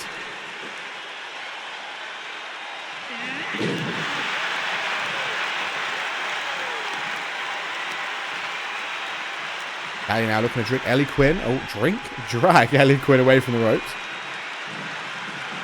Oh, not going to go for the pin. She's going to pick her up. Boot to the midsection.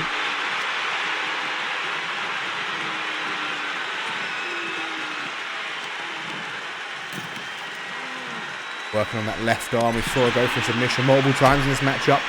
Forearm to the face, elbow to the face, back and forth these two go. Boot to the midsection. Part of me inside would love to see Ellie Quinn be made to regret this handicap situation. I mean, we also probably know Fury is not in the... Oh my goodness, wait a minute. The devil herself! Looking to set this match up for a finish. She can't get to the pin though!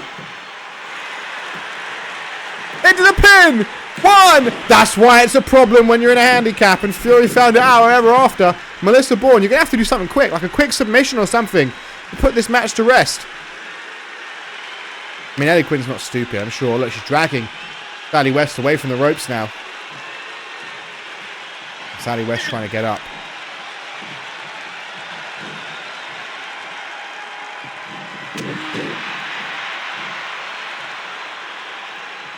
With a hand right. This is what I'm talking about. A choke out of nowhere. Trying to force a submission. And there goes Sally West. Ellie Quinn realised, alright, look, it's a handicap. Needs to get something done. Locks in a submission on the far side of the ring and forces Sally West to tap. Ellie Quinn, an unannounced match, told the general manager, whether you like it or not, I'm coming out and I'm having a handicap just to show the alpha female how it's done. I'm sure Fury won't like that. It wasn't exactly the same level of opposition that Fury had to face. Fury had to face one of the most decorated tag teams in the history of professional wrestling in the form of the Platinum Standard, whereas, look, not to disrespect Stars and Stripes, but on that one-night deal,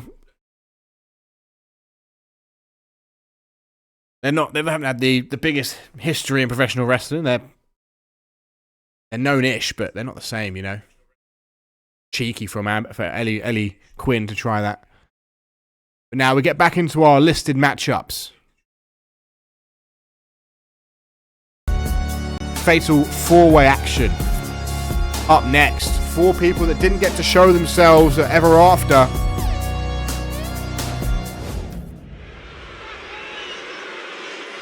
One of them has debuted. So here's an interesting thing.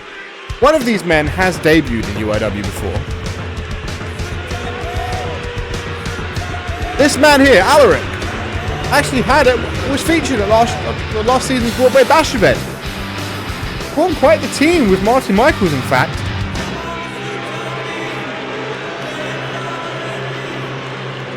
Looking to rejoin the roster tonight and hopefully pick up a W. W.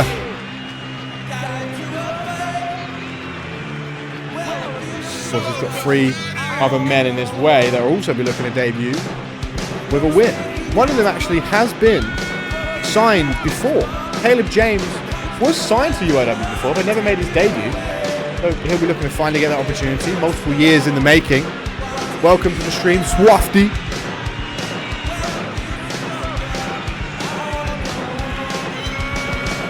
Of course, after UIW General Manager Hayden announced that he would be expanding outside of New York, other than Battle of Britain, which was a British-themed event before.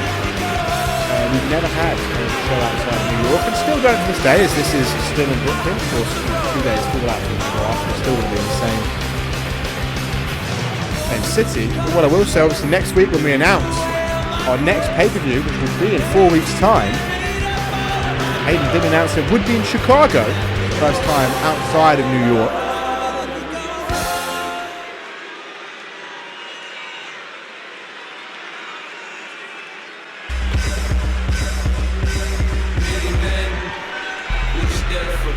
Ooh, that's a banger. Here comes Caleb James. As I mentioned, he was signed to UIW before. He never got to make his debut. Just left in catering for a while.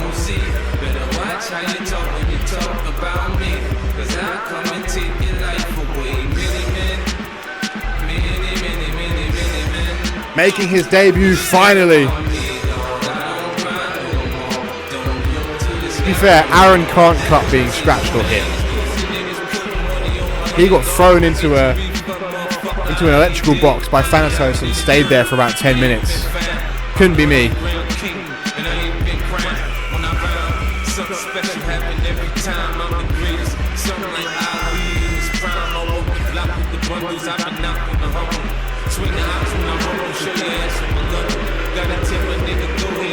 Welcome to stream, Hella Pages. Hope you're having a great day.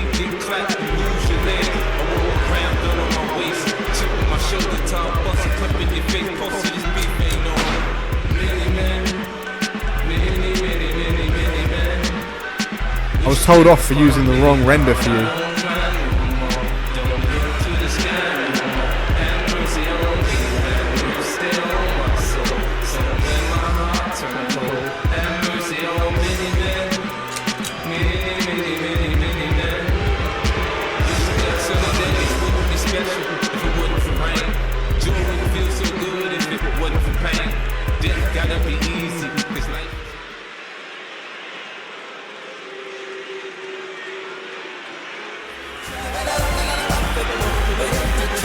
Bird out in this matchup, making his debut, ladies and gentlemen. Look at him, he's full of energy.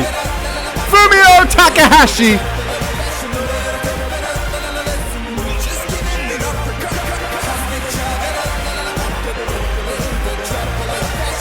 Look at the energy, he's pumped up.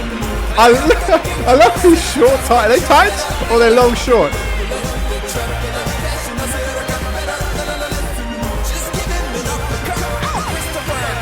The thing about this man, he's a very talented man. He's got to find his killer instincts, and maybe he'll find that here in UIW. Of course, last but not least, we've got a man from overseas. Of course, you know, we here at UIW celebrate our versatility. People from all over the world. We had a triple threat of European talent on day 2 of Ever After, and now all the way from Ireland, Sean Connolly.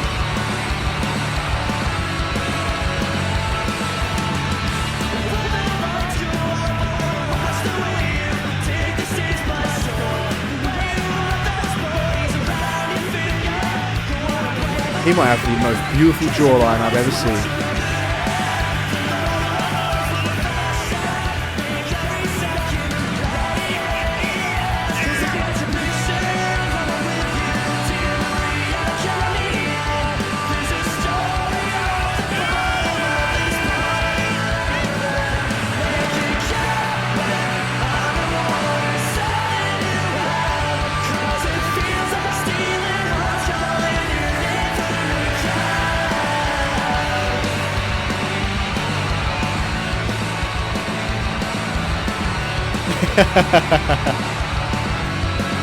Aaron's just messing with you, Yukio. He's a baby at heart.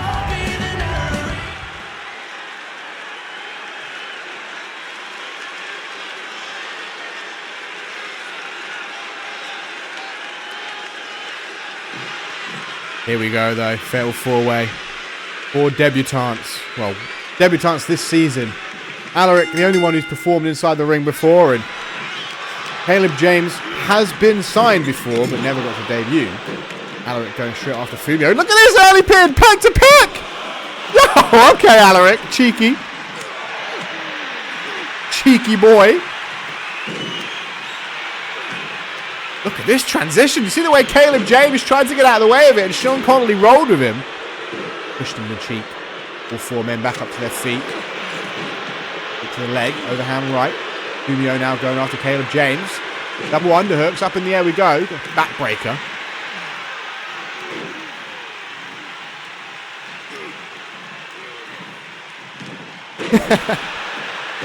Always, I'm sure, are exciting. I don't know how long this match is, I didn't check. Normally check. Flying forearm by Connolly. Oh my god, a kendo stick, of course. They saw Piper Goodish earlier. Oh, he's just backflipped into Fumio. He's just backflipped into the clutches of Fumio Takahashi. He just threw the kendo stick down Alaric. I mean, Alaric says hardcore wrestling is not wrestling, and he's just been smacked with a kendo stick. Cheeky German there. Broken up immediately by Fumio Takahashi. Oh, Caleb and Sean Connolly teaming up. Chops across the chest. A multitude of chops. Sean looking for... No, he's interrupting. Teammates don't last long in these matches. Flying forearm by Alaric. Caleb James from behind.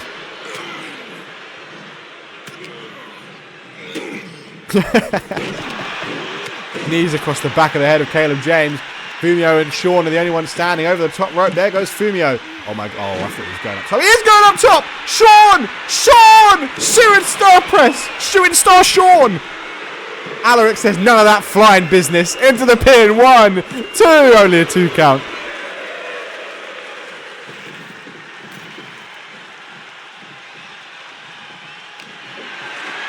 All Alaric wants is grounded mat wrestling. Oh look, another chair. Alaric, get that chair out of the ring. Get out of the ring, Alaric.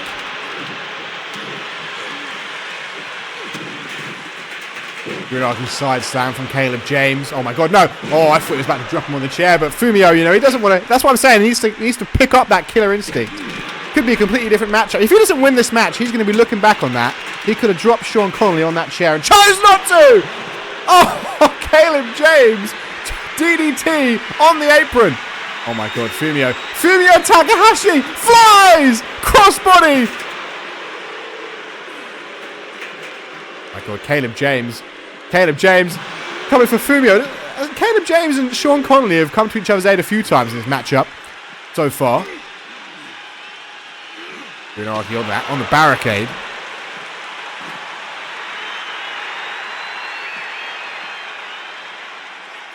They're flexing, watch out! Fumio, mate! Oh, mate, oh, that was unprofessional of me on commentary. Fumio, you've got to keep eyes in the back of your head. You can't afford to turn away in this matchup.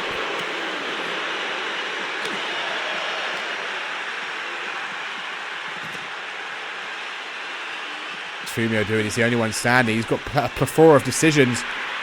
He's got a Sunday roast in front of him. He's got a lovely pizza in front of him. He's got a lovely curry in front of him. They're all good options, but you can only pick one of them. And he's gone for Alaric.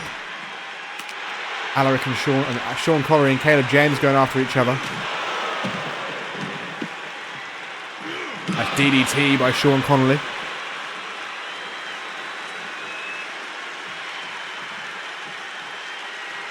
Alaric. Oh, he's seen Sean go for a weapon. Alaric going to put a stop to this. No weapons in his playbook. Back suplex or back drop from Alaric. Alaric wants a clean bout. No weapons included.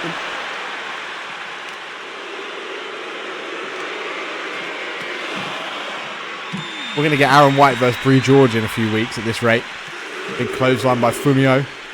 Fumio going to drag Alaric up to his feet for another clothesline. Sean Connolly and Caleb James going out. They must have heard me say they've been working together quite a bit, because now they're certainly not working together. Aaron, do you have work after this? Can we call after this? Way to break character there, but it's quicker than messaging you. Wait a minute! Sean Connolly! Powerbomb on the outside! Under the bottom rope. Fumio trying to get everyone back in. Fumio wants this. No! Sean avoided Alaric and Fumio and went for Caleb James.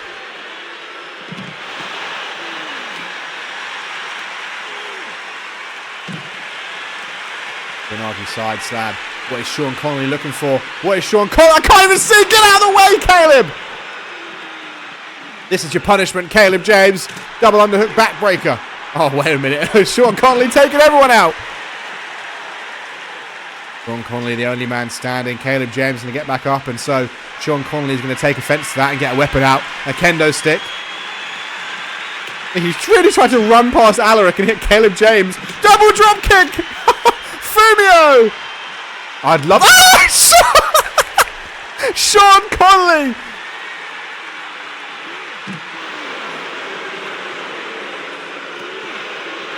Oh my lord, these four men are killing it.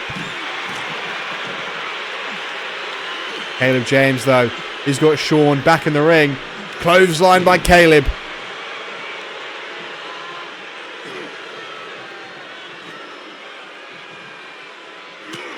Caleb looking for his goal. Oh, he's got the double 160 drive. Sean Conley into the mat.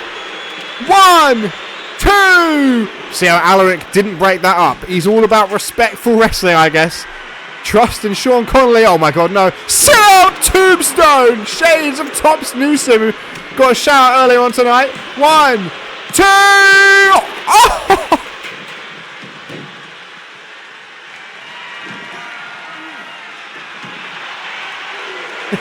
Alaric loved it. Oh, Dorian's Vengeance. Sorry. I can't be calling people other people's finishes. I'll learn everyone's finishes as we go, just because there's a lot of new people. I'll learn them. I'll pick them up. Driving! Fumo into the mat.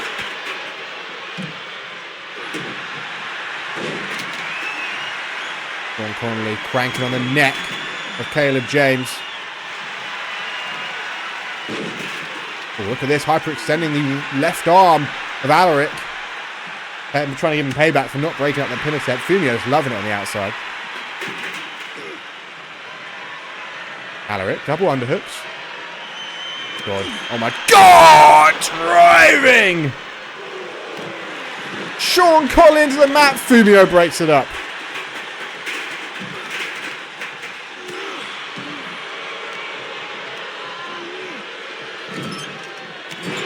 Goldenbach in the corner. And now we're down to just Alaric and Sean standing. I say that. Caleb gets up. Caleb with a steel chair. Turn around, everybody. Turn around, everybody. Oh my god, he's going for the man that's down. He's going for Fumio. Oh,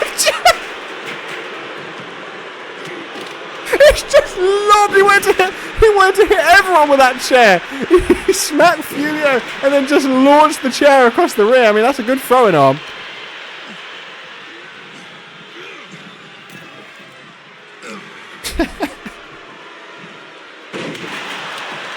Caleb James in his spare time just practices throwing chairs around backstage.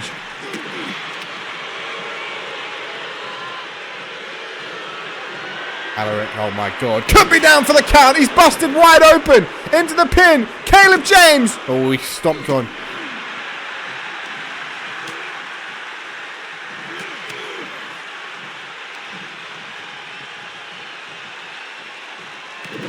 Caleb James now taking his turn. What's this from Sean? Look at the transition into the armbar. Not going to be enough. Oh, Fumio! Oh, into the pin. Could it be? But Sean Conley's right there. Love his retreat. Almost enough. But if it wasn't for Sean Conley, that could have been enough for Fumio to win his debut.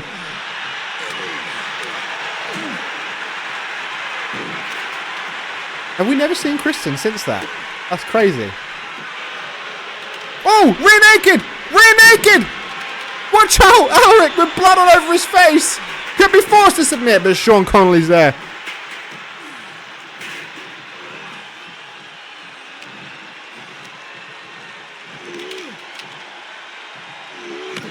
Singing the gutbuster there by Caleb. Oh my god, these forearms. I'm surprised Fumio's still on his feet. He's groggy. He's wobbling.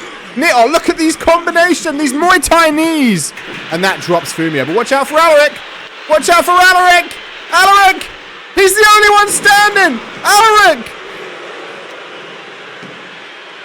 1. Oh, Sean Conley from absolutely out of nowhere.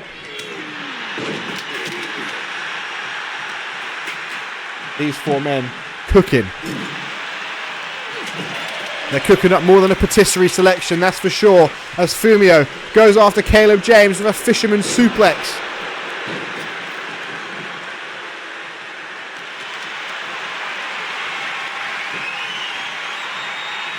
Fumio looking for... Oh no, the kendo stick again. Come on, to the man that hates hardcore wrestling as well. That's just disrespectful. That's disrespectful. And that might be enough for Caleb. Oh, just about. Alaric would never go down to a kendo strike. He'd never go down to somebody using a weapon.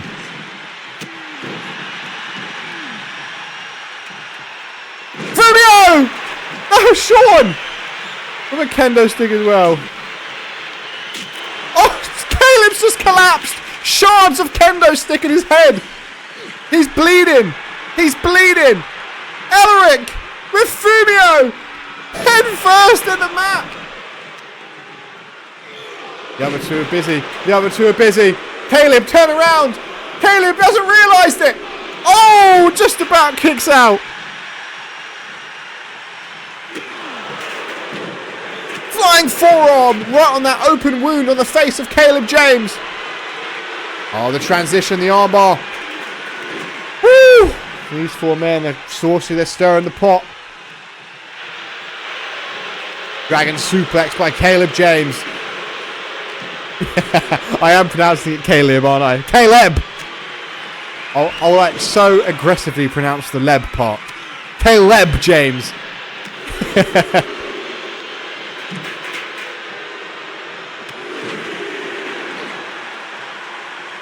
No, that's not the first time this happened. We had someone called Breakthrough once, and people kept saying I was saying grapefruit. Uppercut.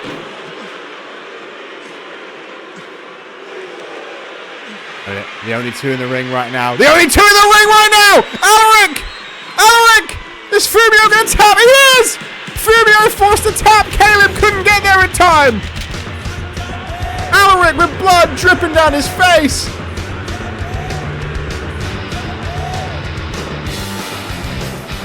Forces Fumio Takahashi to submit. He's using the blood to start his hair. How can you tell me you don't like hardcore wrestling, young man? You dance around with blood on your face. It is. It is. Who's next? Oh, ladies and gentlemen, those that missed Ever After.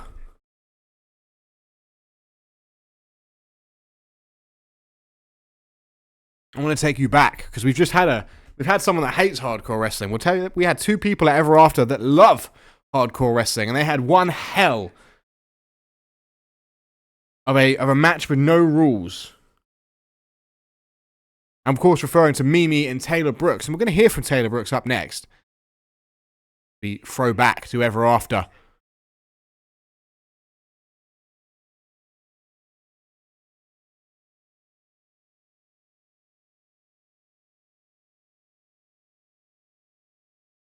My debut in UIW didn't turn out the way I wanted it to. I did everything I could to Mimi, but she was able to keep me down for the free count. And not just that, she broke my nose. While I feel somewhat ashamed that someone with that personality could beat me, I can respect her more than anybody else in this company. I spent a year on the shelf, being told I would never do death matches again, and that maybe no company would ever hire me to do any kind of match whatsoever. Yet being able to get extreme on my return gave me a new perspective on my opponent. Nobody wanted to sign the injured girl, apart from UIW, and even still, what I have seen in the women's division has made me regret coming here. I have battled with warriors in matches with buckets of blood being shed, only to now be featured in the same event as complete divas who don't care about matches if they don't net them more Twitter followers. They're not wrestlers, they are models. Most of the people in the UIW locker room would never come out to the ring again if they had the scars I have, if they had the marks on my skin that I sustained from fire. They wouldn't show their faces with a broken nose. I am not like them. I've been advised to take some injury time off, but I've learned that while this company sickens me, it's an opportunity that I can't allow to slip away from me. I don't care about what doctors have to say. I'm here to fight my way back into the wrestling business, broken nose and all, multiple injuries and all. My match with Mimi made me feel a way I hadn't felt in 13 months. And my offense, my brutality, it still wasn't enough to win. I'll make sure I do even worse to whatever poster girl gets thrown my way next.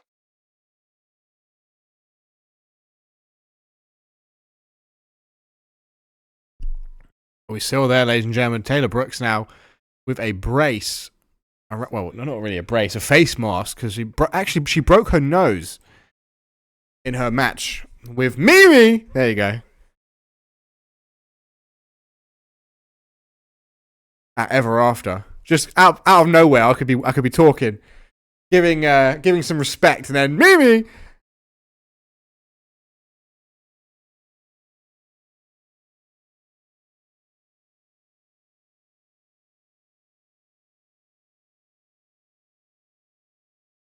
Speaking of Mimi, up next, ladies and gentlemen, singles action.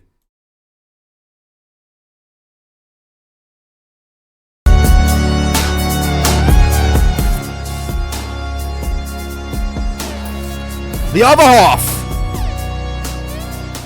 of the Sneaky Devils. I appreciate that. I don't know if that was sarcasm, but I will take it. Of course, on day 2 of Ever After. I appreciate that. On day 2 of Ever After, our very fair and somehow similarly sounding general manager to me, Hayden, was in the center of the ring, talking about, praising the show, giving the show its props. Had a great day 1. Talking about the future, talking about that oversized man at the front of the poster. I'm not talking about Taj, I'm talking about Aaron White. And then out of nowhere, some music cut him off mid-sentence. Zachary, one half of the Sneaky Devils, came down to the ring, and boy was it something interesting. It was phenomenal. Oh my lord, it had me cackling. I had to turn my microphone off. I didn't want to interrupt, I didn't want to be disrespectful.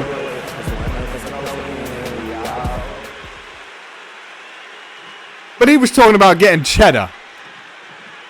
He was wearing the drip.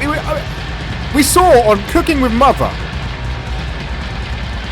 that Mimi likes to get jewelry out of the trash. They got to make ends meet. And it was rock. I mean, that's probably it now. Look at it there.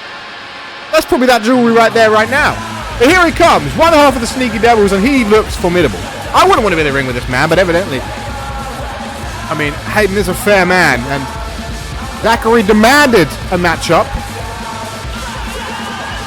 And he's put Zachary, one half of the Sneaky Devils, against currently undefeated 1-0 Jaguar Kid, who was very impressive to kick off day 2 of Ever After.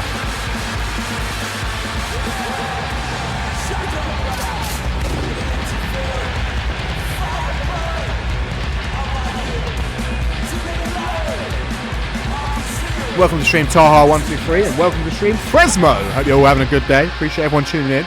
I reckon we're going to have one hell of a singles bout here. I mean, there are rules, so he can't get too extreme. He can't get too crazy. There are rules in this matchup. Well, Aaron is a 600-pound man, so you might have to. But here we go, ladies and gentlemen. Singles action. Zachary and Jaguar Kid. Both men running straight out for each other. Both men miss, and Jaguar Kid now in control with a Frankenstein to kick this match off.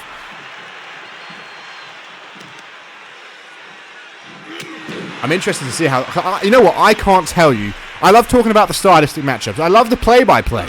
But I'm looking at this man, and I'm telling you this. I cannot tell you his stylistic matchup. I can tell you that he looks like the kind of guy that gets things out of the bin, but I couldn't tell you what style he wrestles with. Welcome to the stream, Jarnold. Wow, Tar, funny you say that. On our Discord, for every pay-per-view we do a prediction contest.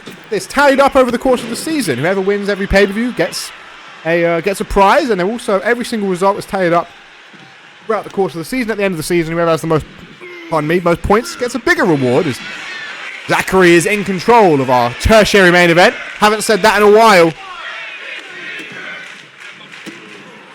Oh, I miss it. I didn't pick it up enough as they were walking down the ramp. Some kicks to the midsection here by Zachary, though. Look at that athleticism. Into the pin. Hooks the leg. 1. Only a 1 count, of course. We've seen a bit of Jaguar Kid now. We know he's durable. We know he can go far. I'm sure these two men will pull off one hell of a show in our tertiary main event. Knee across the face. Is he... Oh, ref! Is he just bite the hand of the Jaguar Kid? I'm half in my mind to get out of my seat and say something, but I don't want him coming anywhere near me. I don't know where his mouth's been. Into the pin! 1! Only a 1 count. Might have bad breath. He might have had something out of the trash. Spinning neck breaker. Fisherman's neck breaker, I suppose you could say. Second rope. Cross body there by Zachary. He's mentioned, obviously, grabbing a massive bag and just scooping as much food up in catering as possible. And let me tell you about that. The food in catering is nice. Zachary off the ropes, gets caught by an arm drag, or a hip toss, I should say. Boots to the inner thigh. Front elbow type, Irish whip. Jaguar Kid into the ropes. Ducks underneath to Zachary. Leaps over the top to Zachary. Throws himself at the Jaguar Kid. Hooks the leg. 1, 2. Oh, only a 2 count. But an early 2 count of that. As I was saying, though, like, catering, I get it. When I go through there, I say I'm leaving here with something. Irish whip. Rebounds off the rope. Pop up. Powerbomb and into the pin. I'm sure Fury would love that. Slaying the Dreamer there. 2. Only a 2 count. Jaguar Kid sees Zachary, sees a prime opportunity to fly, and he connects, he leaps over the top. I'm looking to pick Zachary up. Coronado type on the outside, hoisting up Zachary. God, what is he looking for? Driving him into the hard floor.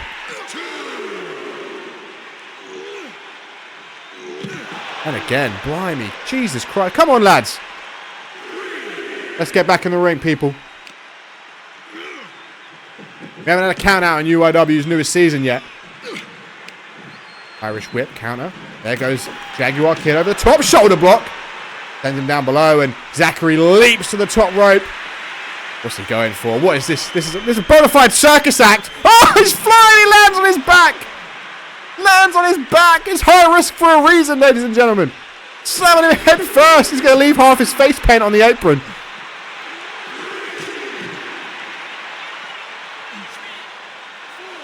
Overhand chop, doesn't connect, kick to the thigh. A slap, a backhand. Roundhouse kick, what a combination! Zachary now on the concrete. Oh, this could be fatal. No, Jaguar Kid's not that guy. Throwing Zachary back onto that bottom rope. Jaguar Kid going to follow. Rolls underneath. Zachary is down, holding his head. I mean, the back of his head did kind of connect on the concrete. Just checking if it's bleeding, maybe. Yeah, no, I probably wouldn't care. To be fair, it does strike me as a man. If he was bleeding, he'd probably lick it and say it was free iron. Rolling around, though, showing that grappling pedigree. I was bigging up his high-flying capabilities, but he certainly has that grappling pedigree in him. Hoisting up Zachary. Launching Zachary across the ring. Crowd's certainly up for Jaguar Kid side, but don't turn around! Zachary's getting up to his feet, turn around! Just dodge the super kick, off the ropes, connects! Confused him with that sprint, that little jog. Yeah, he certainly doesn't. Oh, look, we've got a perfect view of it. Ref, look, you're just having a nibble. That's not catering. There's far better things in catering. What are you doing? Step up, Enziguri. The referee's got to get some confidence and control this matchup. What is he looking for? What is Zachary looking for here? Across the ring, he runs. Doesn't quite connect, though. The second rope, DDT, tornado DDT. I think that's a little bit of blood on the mat I see there. Zachary could be busted open, but I wouldn't know if that's face paint. He may be looking at that and going, wow, that's some free face paint. Fisherman suplex by the Jaguar Kid. He's not a kid, he's a man. Jaguar man. Doesn't have the same ring to it. Looked like he was going over to the far right corner, and whether Zachary knew it or not, he was trying to get up. German suplex. Slamming the back of the head of Zachary into the center of the ring. Overhand, well, not even overhand, just a straight right hook. Elbow to the mask. Turns him round. Oh, single leg takedown. You've seen that submissions work well tonight. Looking to force Zachary to submit center of the ring. There's a right hand, another right hand, a third right hand, a force of release. He's holding his knee, though. That might affect his high-flying capabilities. Limping up to his feet. Oh, he went to run off to the springboard again, but he wasn't having any of it. Throws him into the ropes and we get another pop-up. Powerbomb by the Jaguar Kid.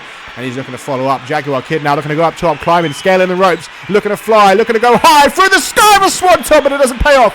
And now Zachary in control, allowing him up to his feet. Little collision, center of the ring. Super kick doesn't connect clean, but the spinning discus forearm certainly does. And that means Jaguar Kid back in control. Stomp to the back. Rolls Zachary over. Going to grab him by the throat and slam the back of the head of Zachary into the mat. What's Jaguar Kid looking for here? Going up top. He missed the last swanton. He's going again. Trying again. Going high. High risk. Connects with a swanton bomb. Into the pin. Hook in the leg. 1, 2. Only a 2 count. Zachary got that moxie in him.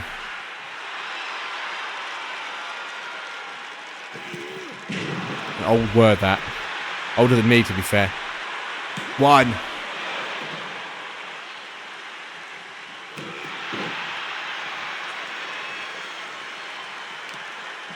Rolling Jaguar Kid over. Working on that right arm. Grabbing him by the mask. I wouldn't be surprised to see Zachary try and rip the mask straight off. I wouldn't be surprised. Jaguar Kid very well organised there to roll out of the ring. Ring general, you could say. Great ring awareness. Is dragging him once again by the mask. Jaguar Kid not going to resist too much. You know, the heritage behind masks. You don't want to accidentally have it come off. It's a respect thing. It's a pride thing. If he resists that too much, that mask may slip off his head. And Jaguar Kid crawl into the corner, trying to recover, trying to get a bit of rest. But Zachary not going to allow it. He plays possum, though. Oh, I can see. Yeah, he has ripped his traps. He's ripped the side of his tights. Trying to hoist him up. Zachary having absolutely none of it. But the second time is indeed the charm. A suplex there by Jaguar Kid. Broken up to his feet. Oh, drive in the face of Jaguar Kid to the mat. And just like that, Zachary back in control, rolling him over. Oh, come on. Come on. Ref! Ref, come on! Oh, how did he duck that? Fair play to Jaguar Kid. Quick reactions. Knee, double knee gut buster. Off the fireman's carry. Going for a nibble. You know that little skin you get around your nails? That's what Zachary's chewing on. Off the ropes for another springboard. Doing him a favour, if anything. I hate it when those little bits of skin come up. Irish whip, Jaguar Kid off the ropes. Oh, nasty connection. Takes him off his feet. Zachary picking him up again, taking him right back down. He's toying with him at this point, but once again, Jaguar Kid with his ring awareness, showing it true to the universe. Rolls to the outside to create a bit of distance. A knee straight to the face of Zachary. Here comes Jaguar Kid. Connects with a clothesline.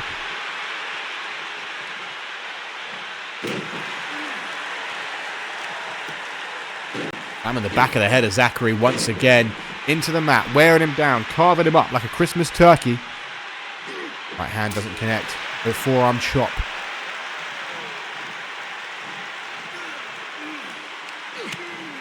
Turn him round here. Look at that, rubbing the mask. He's trying to lift the mask off. Hey, the referee, I've got to say, he's not taking control of this matchup the way I'd like. He's letting Zachary get away with one too many things.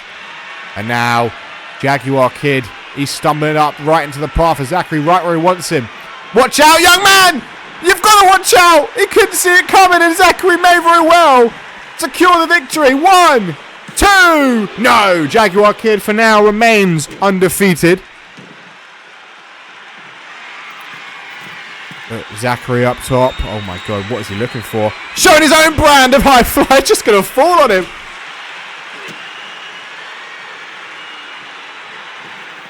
Pop up. Powerbomb again. 1, 2! Only a 2 count.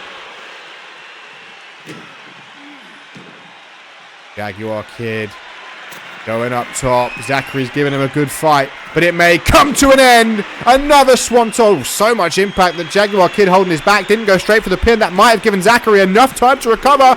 Just about does. He should have gone straight for the pin, but he took a second. You saw when he landed, holding the lower back.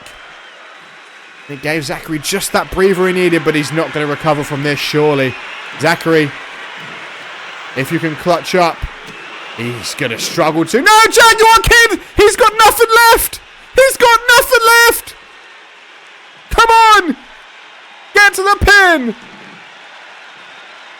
He's crawling! He's desperately crawling! He didn't get to it! Come on! He's giving him too much time and he knows it. He's going back to the leg. A knee to the outer thigh. Another knee. Zachary holding his leg. These two firing up one hell of a storm, and once again to the top, and once again he begs for Zachary to get up and claim in midair, but no, he's paid the price. Maybe he should have gone for the pin. And now Zachary looking to take away that high-flying capability, work the leg. Driving the face of Zachary into the mat. Working on that left arm.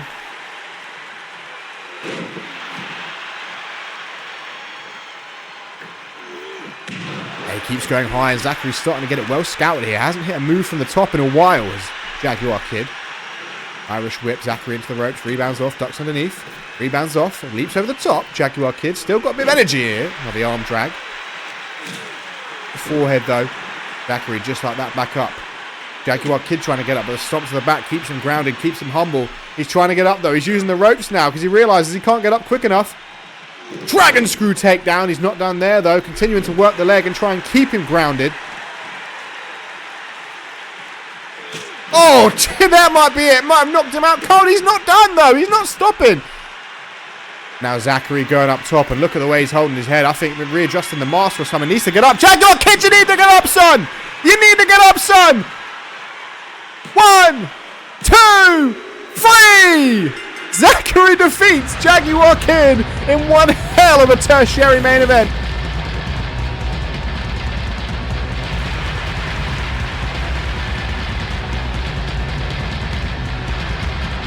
That was fire. That was phenomenal. I don't know if Hayden intentionally gave him someone who he thought would be a hard test, but Zachary certainly delivered.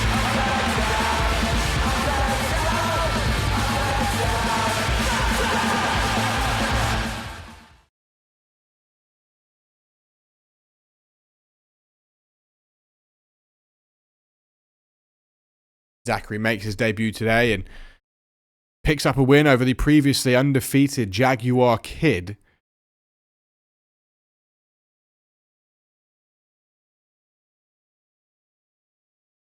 Got what he wanted after confronting Hayden at Ever After. But somebody who didn't get what they wanted at Ever After, former UIW World Champion Jay Jones, is up next. Hear from the former champ himself as he reflected at Ever After his match backstage. Fucking A, man. You know what? Overall, I'm picking myself up. Well, mostly picking my head up and moving on from this. Losing the first round, it will hurt for me for a little bit, but it is what it is. I can't complain too much. I can't bitch and moan left and right. I'll give that man Starboy XLP credit, though. He put up one hell of a fight and he got the job done.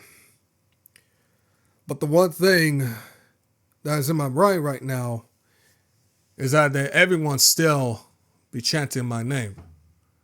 Because they know me.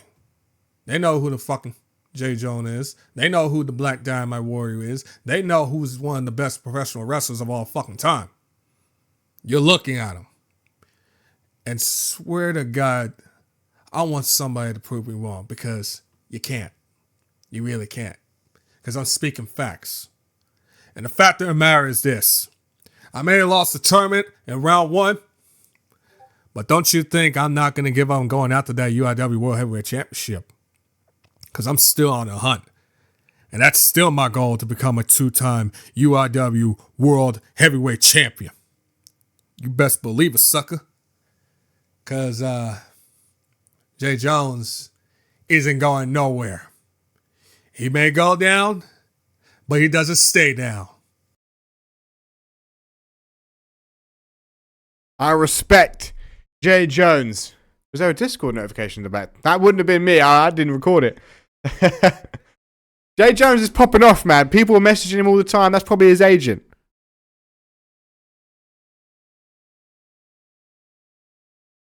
But Jay Jones, he's got the fight in him. He's never backed down. And you know what? That's why the match up next is happening. Remember, in the preview, again, if you're not in the Discord, make sure you get in the Discord. You get the full match breakdowns. In the preview, our UIW General Manager Hayden, he's a fair man. And he understands that you can have a blunder. You can have an off night. Everyone has an off night. The GOATs of every sport, sometimes they have an off night. You think, like example for Ronaldo will have an off night sometimes. I'm sure. Yeah, every sport you get people that have off nights. And Jay Jones may have been one of them. And up next, these 6 women in this high-stakes battle royale, last-ditch high-stakes battle royale, they had an off night ever after. They didn't get to the final. And now they have a chance at redemption.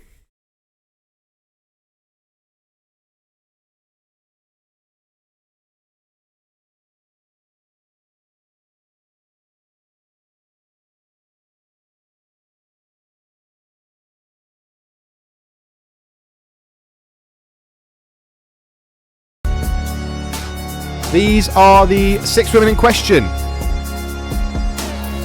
And the winner of this match will go on to face China Sage next week in a #1 contenders match for Mia Nishimura's UIW World Championship. Who's middle left? Who was middle left? I can't remember. I barely looked at the graphic. I was looking at the chat.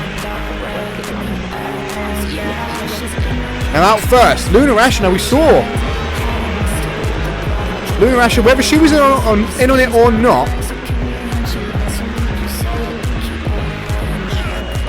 her theme, her music distracted Sarah Miller in the opening match against the current women's champion, Mia Nishimura. Was she in on it? Well, I'm sure she would deny it. Alice Blake's going to have some damage control to do for sure, because Alice Blake, of course, on good terms with both of them.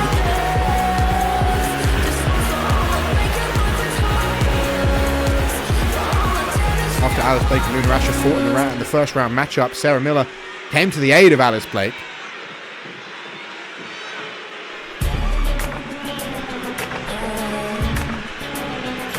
Oh, and speak of the devil! Veteran in the industry, Alice Blake. I wonder how she's feeling after what happened earlier. Like I said, she's got a lot of damage control to maintain the spirits and the morale within this trio.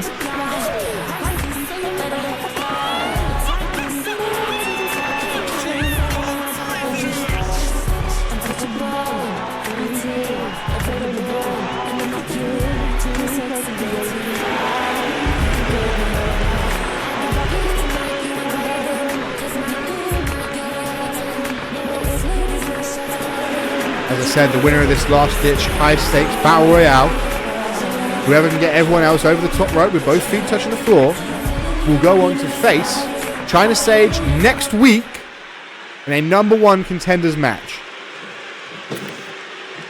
They are viewer-made characters, yes. So if you want to be on the show, make sure you join the Discord, follow us on Twitter. We'll post when we have signs up, and you can apply to join the show. And out next, made a stunning debut. We've seen her on the offense, we've seen her on the defense. I think could be one of the breakout stars of the season. This could be our opportunity.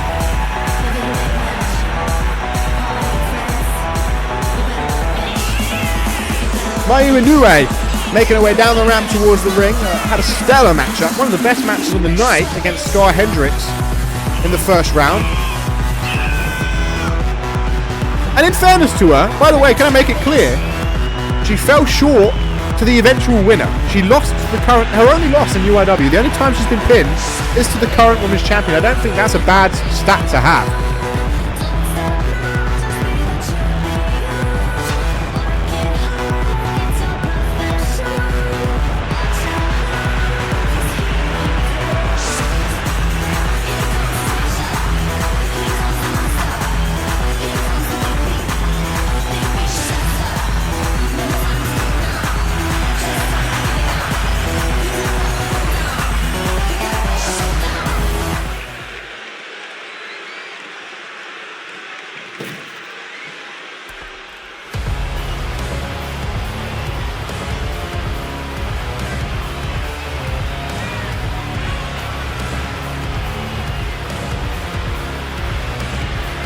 And out next, fourth one, out from the back in this last-ditch, high-stakes battle royale,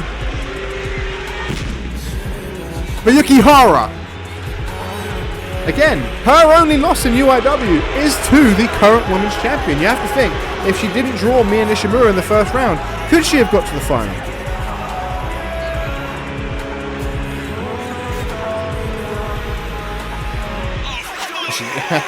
Yeah, she's not happy with that. You see, she heard that, pushed the camera away. Oh, you can definitely get it cheaper than 90 quid if you go on like CD keys or something. But I wouldn't recommend buying it just to go in the show. I mean, absolutely, I appreciate the love. And it's a good community to be a part of. I always will appreciate Bateman bringing me back to start doing this again.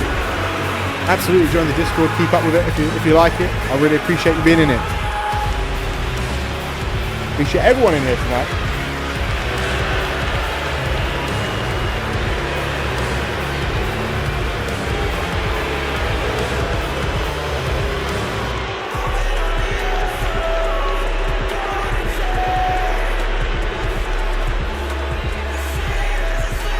Exactly. What if Yukihara beat Mia Nishimura? She could be women's champ. What if Mayu Inoue beat Mia Nishimura? She could be women's champ. Like, they've only lost to the current champ. It's not a disrespectful stat to have. I mean, this style of matchup is more about strategy than anything. Because, you know, you're not necessarily less skilled than your opponent if you get thrown over the top rope. There are so many different ifs, buts, and maybes that go into being thrown over the top rope. You could have, I mean, you look at who's been eliminated from high-stakes battle royals in the past. We've had 40 women's high-stakes battle royals twice. Some of the biggest names in the business have been eliminated. That doesn't necessarily mean that you've had a bad night. It just, someone can come up behind you and catch you off guard, and it's just, in a flash, you could be gone.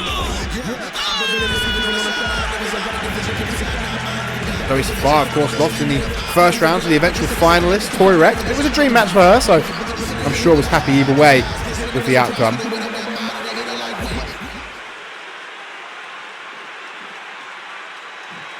It is very good gear, to be fair, Mota. Last but not least, unfortunately for her, her tournament arc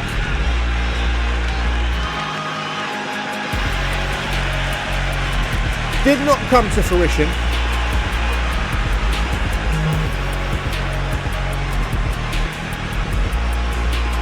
Scar Hendricks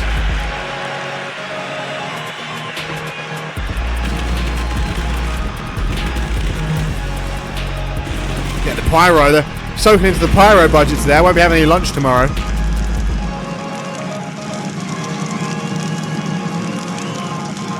Scar Hendricks was distraught after her first round loss, as we really kind of hoped there would be a tournament arc in her future to kickstart 2025 the right way, but as I said, this is a redemption arc now. Whoever wins this gets a #1 contenders match next week against former UIW Women's Champion China Sage.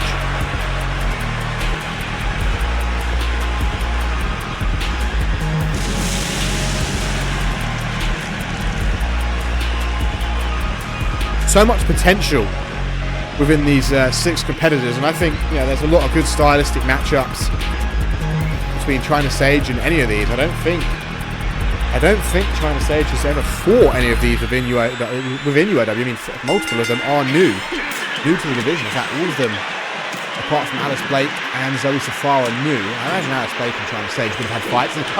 They were standing together ringside, but Mayu Inoue has gone straight after Luna Asher. Notice how Alice Blake and Luna Asher aren't going for each other. I said Alice Blake currently doing damage control, trying to maintain the Fly Girls Club.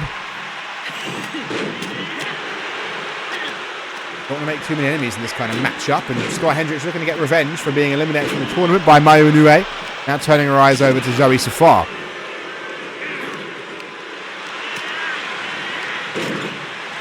No, Luna's right there. Oh, you had me concerned there. I was like, what? Oh, wait a minute. Oh, Safar is almost out, though.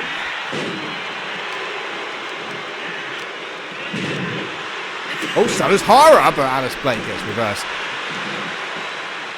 Had to double take there, China, when you said that. Oh, Inoue going back. Mayu Inoue is making enemies with I think she's gone after every single person in this matchup so far. Making enemies with everybody. That might not bode well, but I love the confidence. Luna Asher, Russian leg sweep. Alice Blake, great strategy. Just chill in the corner. Stay out of the way. Looks going to creep up behind Zoe Safar. That could be Zoe Safar in trouble, but no. Couple of elbows to the midsection, force a release. And Hendricks going back after Mayu Inoue. That's what I said. You're going to make enemies by going after everybody. Alice Blake once again, look, chilling in the corner. You've got to respect the strategy. I can't be mad at it. Oh, Luna Asher could be in trouble. Luna Asher could be in big trouble. Holding on to that bottom rope. Could be the first elimination here. 1/3, I guess, of the Fly Girls Club. No, able to save herself. Go on, predict the final two right now. Couple of elbows to the head.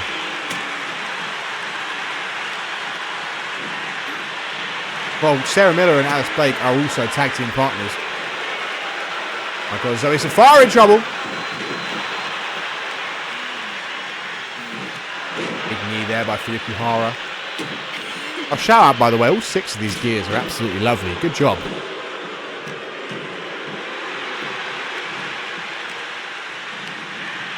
Irish whip. Luna almost went over the top rope. We've seen people thrown over for less.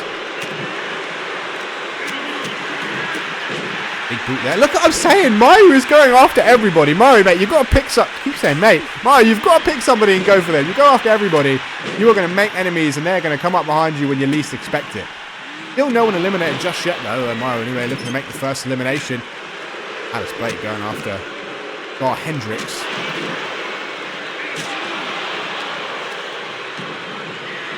Luna Asher, look, Alice and Luna having some harsh words there. Maybe, I mean, Alice must lead that group with an iron. You have to keep respect. You have to keep control somehow. And maybe that's like, look, you crossed Sarah Miller earlier, so now you're going over the top rope.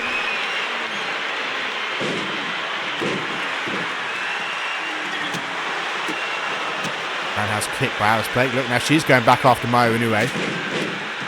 Look, they're both going after the Fly Girls Club, briefly teaming up on Mayu. I can't wait to see it. If there's anything like this one, I'm sure it'll be absolutely fire. Zoe Safar in the corner, counters with a DDT. Yukihara in the corner, counters as well. And oh look, classic Mayu switching up. Had Scar Hendricks in control and then turns around and goes after Zoe Safar. Had Zoe Safar in control and now goes after Luna Asher.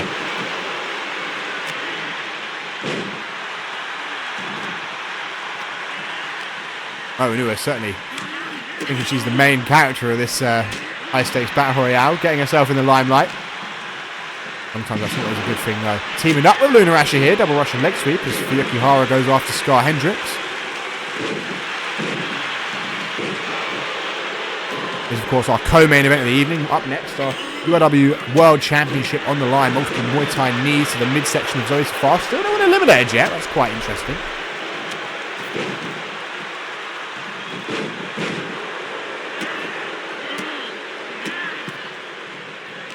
Alice Blake off the ropes. Oh, big boot to the face of Scar Hendricks. Luna Asher now the one to relax in the corner. As I said earlier, it's a great strategy. You've got to stay consistent with it. It is a smart strategy. Same with Mayu Inoue there. She's made enough enemies. She's going to sit under that bottom rope for as long as she can and just take a moment to recover. Can't get eliminated if you're there anyway. Look at the athleticism on show from Scar Hendricks. And now out of nowhere, Mayu from behind. Alaric won it. Scar Hendricks on Zoe Safar. Zoe Safar slips free. Oh, Luna in trouble. Mayu, no, forearm to the face.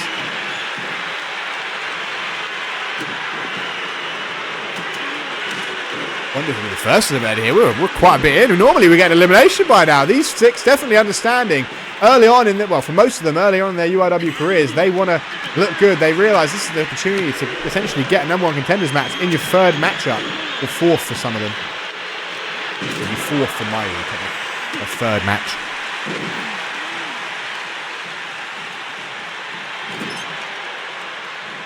Still no eliminations.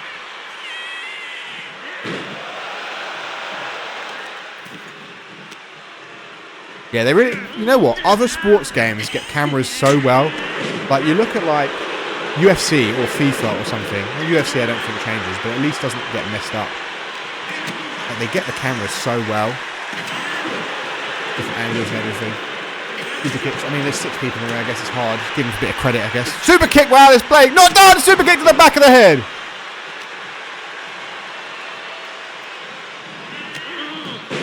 To the back. How do we still have all 6 competitors in this matchup? We may not for longer. No, Fuyuki keeps it.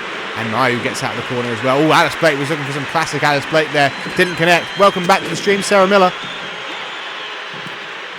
Hope you had a good day. Hope you had a good time out.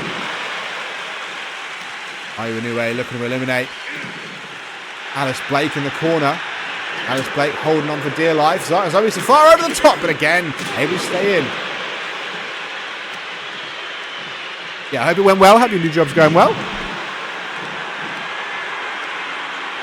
Oh, Vogue Vanquisher to Zoe Safar.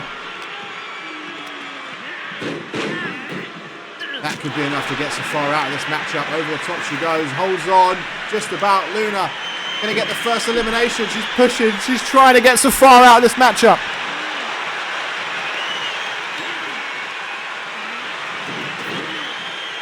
Good. Scar also in trouble. Scar fights back. Safar still holding on to that top rope. How have we not had an elimination yet? They are putting everything in. Oh, there goes Fuyuki Hara. No, Mo's taunting. Turn around. Don't waste your time taunting. Capitalize. Now turns. This is what I'm talking about. Look, they're ganging up on Mayu Inoue now. Mayu went for Scar. Alice Blake got her from behind. Not Alice Blake, sorry. Luna Asher got her from behind. Now look, they're all going after Mayu Inoue. Don't make so many enemies. Mayu Inoue is down. Scar Hendricks now going after Alice Blake.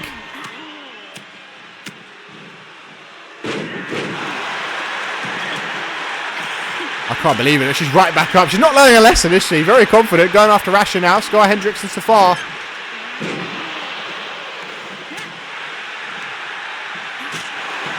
Taking Scar Hendricks off her feet.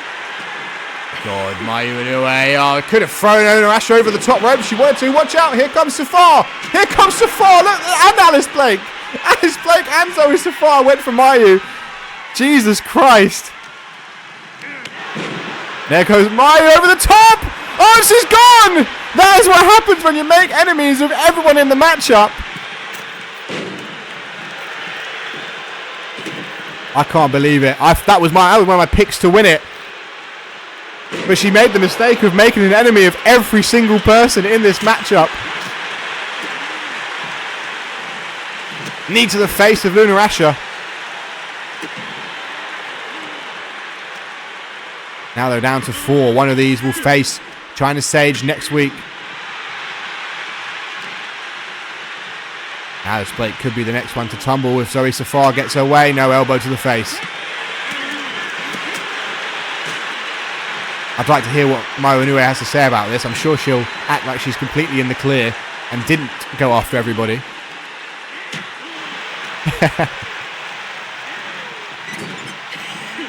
Frankensteiner by Safar. Oh, tried to eliminate Luna. Luna sidestepped it.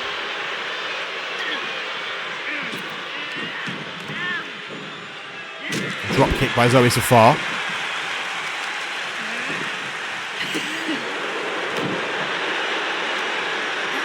Forearm by Luna. Elbow to the face of Scar Hendricks. Got flashback there. Turn around because there's Zoe Safar. Ooh, missed the back elbow. Boot to the midsection. So who's got eliminated? Mayu and Zoe Safar have both got an elimination each so far. Oh, dude, teamwork on Luna Asher. But when it comes to this matchup, when there's number 1 contendership up for grabs, you've got to go for it. Alice Blake has never in her UIW career won a championship, so probably thinking it's a past due course. Probably snap suplex by Zoe Safar. Kicks the inner thigh. Springboard drop kick.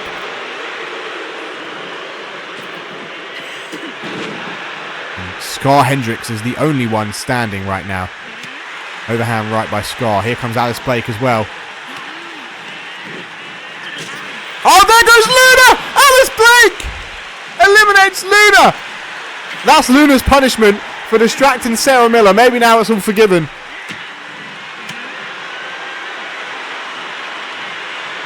Alice Blake, of course, is the ringleader. Have to respect your leader. The Alice Blake there sticking up for Sarah Miller, one of our other threats. I mean, Alice Blake, of course, friends with Luna Asher, friends with Sarah Miller. Luna Asher distracted Sarah Miller, so Alice Blake, just to make sure everyone's even, threw her over the top rope. Now we're down to 3. Final 3. Winner will face China Sage next week in a number 1 contenders match for Mia Nishimura's UIW Women's Championship. He's always so far on the way out. No elbow to the face. I wonder who the underdog will... I imagine, judging from what the chat is saying, the underdog for these final 3 is Zoe Safar. I don't think anyone said Safar to win. A lot of people going for Alice Blake and Sky Hendricks, though. Bar allowing these two to go at it. Good strategy. Hurricane Rana by Zoe Safar.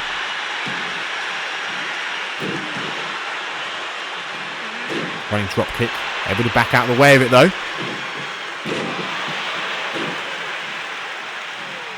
I mean, any of these 3 would be a great matchup. I think Alice and China have faced before, but it would have been just a, a match. Whereas this would be a very important number 1 contendership match if Alice wins it. Then obviously this is Scar's 2nd match in UIW. So as far as UIW goes, she definitely wouldn't have faced China Sage, and I don't think Safar would have either. Able to roll out of the way. The first moonsault, but not the second one. But watch out for Zoe Safar. Scar Hendricks in the corner, countered by Scar. China, if you're still here, get the scoop. Who of these 3 would you like to face? Again, that moonsault. Fakes him out with the first one.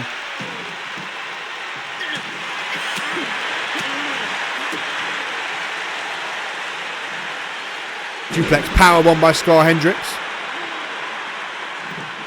Wonder what Mia Nishimura would think as well. If any of these could beat China Sage, they would be the number 1 contender. And what an opportunity that would be, especially for, of all of them, Scar Hendricks. She's the newest. The other 2 have been in UIW before. Irish whip. Zoe Safar in that far left corner. Zoe Safar left corner. Well, see what I did there? I've got the puns. Comedian.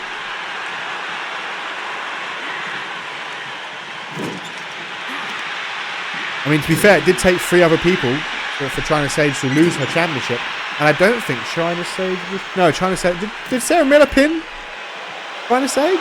Oh, wait a minute! Wait a minute! Wait a minute! There goes Safar! And then Alice Blake from behind. Down to the final 2. One of these 2 will face China Sage next week. Could very well be in the main event.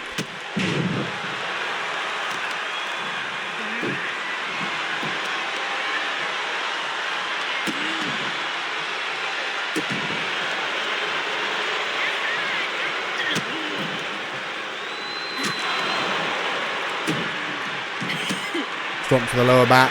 Scar Hendricks up to her feet. Roundhouse to the back of the head. Alice Blake off that second rope. Always risky in this kind of matchup to go to that second rope, to go up top. Because what if you're thrown over the top? What if your balance is off? Irish whip. Oh! Alice Blake on the apron. Right hand to the face. Irish whip. Now it's Scar Hendricks into the ropes. Ducks underneath to Scar. Hip toss. Cartwheel into a drop kick. A great co-main event. Normally I feel like high stakes battle royals are very scrappy, very quick to get each other out. But this one, they've all brought a sense of wrestling to this matchup. Alaric would be very proud of this. Alice Blake, second rope. Moonsault doesn't connect. Now off the ropes goes Scar, doesn't connect. Oh no, Alice Blake kicked her in the chest on the way down. Scar going to push Alice out the way.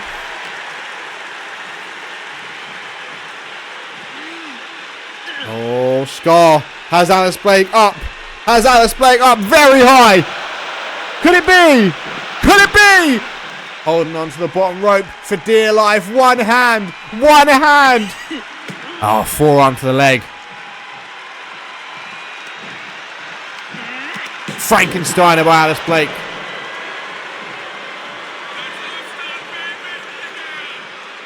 Chrono tie up. Late on in this matchup, multiple kicks straight to the midsection, forces Sky Hendricks down her back. Scar now going to roll to the corner, try and recover. Alice Blake setting herself up across the ring. Looking to hoist Scar Hendricks up high onto those top turnbuckles and maybe over the top. She's fighting. She's trying her hardest to stay grounded. Alice Blake trying to lift her up. Elbow to the forehead. Irish whip again. Alice Blake, far right corner. Scar Hendricks following her to the corner. Staring her down. Probably talking something fierce. Counter though by Blake. Oh, a boot straight to the face. Another boot, but this time from Scar Hendricks. Forces a break between the two.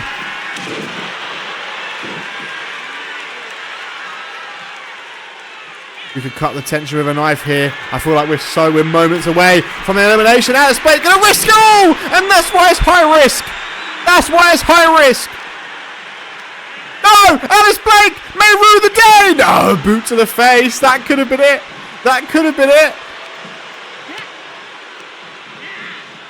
Oh, it could be it for Scar. It could be it for Scar. Alice might have taken a bit too long talking to her, but she's pushing her down. She's trying to get that elimination. Trying to go to main event. Well, potentially main event. To face China Sage in a #1 contenders match. Oh, it looks like Alice Blake's hurt. Holding her stomach there. What is China Sage looking for? We won't find out. A couple of elbows to the midsection by Alice Blake. These two are having a clinic in our co-main event. Off the second rope again. Trying to go high risk. Again, it connects. Alice Blake, just finish your food, stop taunting. Go into the corner. What is Alice Blake looking for? Alice Blake looking to put this match to rest, looking to take Scar Hendricks out. Oh no, she misses! She took too long! Stop showboating! Stop showboating! Oh, again, that's the second time she's come so close after playing games. Now it's Scar. Now it's Scar. No! A back and forth sequence between these two. Oh no! Super kick to the gut. And Alice Blake's time in this match could be coming to an end. Look at this. Scar doesn't mess around. Doesn't waste time. Alice Blake over the top. And Scar Hendricks to face China Sage. Alice Blake getting a bit too cocky. Multiple times Alice Blake was getting a bit too cocky.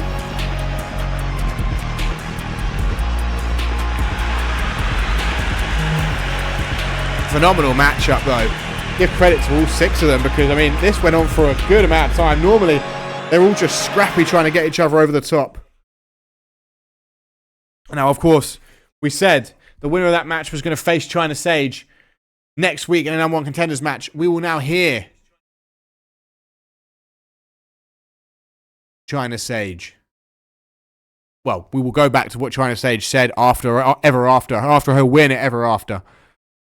China, do you have any reaction to winning your match tonight? Girl, get that bright ass camera on my face. Are we really surprised? Did we forget that I am the same China that grinds from the bottom? While both of those girls had straight shots, I'm no longer waiting for my shot. I am a former women's champion. I'm not a quick moment in the memory. Ashley, Sarah, I'll put you both girl tonight. And to whoever wins that tournament, whoever, you will have a date with Mother Sword.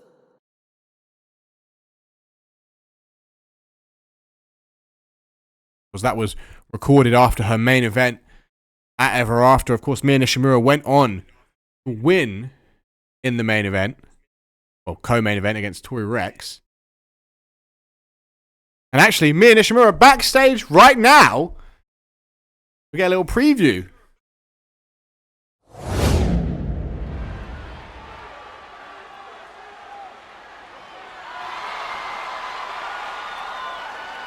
The Queen of Death is dragging Astrid out from the back.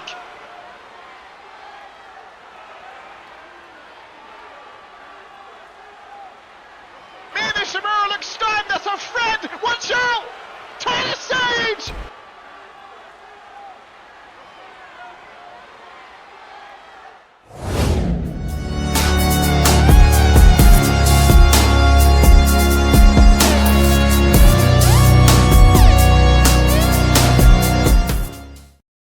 Yeah, they have fought before in a championship match.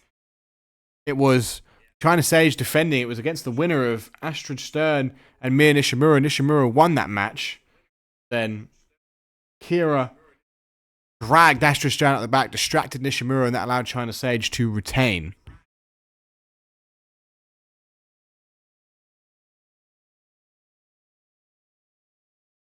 Now, ladies and gentlemen, boys and girls, Topher, if you're here,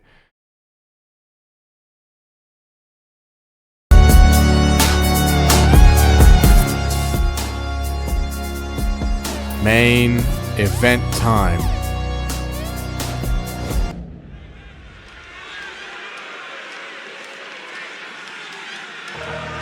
Paul Mota won UIW World Championship Tournament to get this number 1 contendership match. If it was a fair game, like the women's one was, he would be world champion. But of course, Aaron White has been picked by the new investors, the new owners, the backers of the company,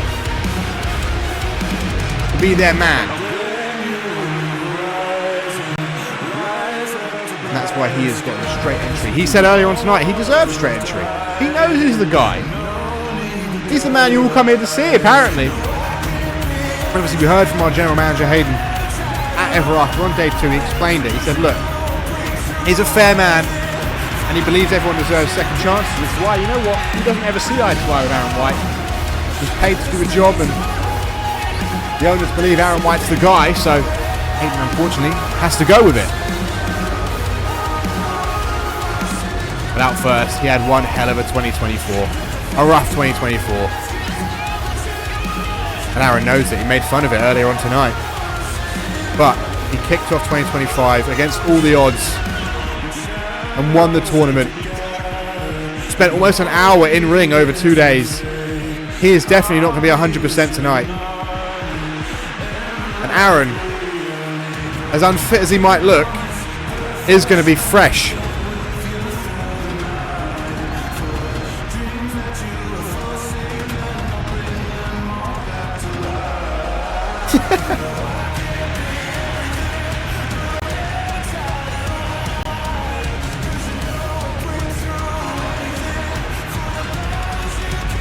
Don't worry, these new UIW rings are incredibly well put together. So they, Aaron won't be a problem. You're right though, he does have APH to think. I mean, I don't think Mota at the time knew about it. I mean, you saw the footage. Mota thought APH was coming down for him because Mota, of course, eliminated APH in the first round. He was staring up the ramp, so was the referee. APH comes from behind, comes from next to my announcement desk, rolls through the ropes, and hits CTE.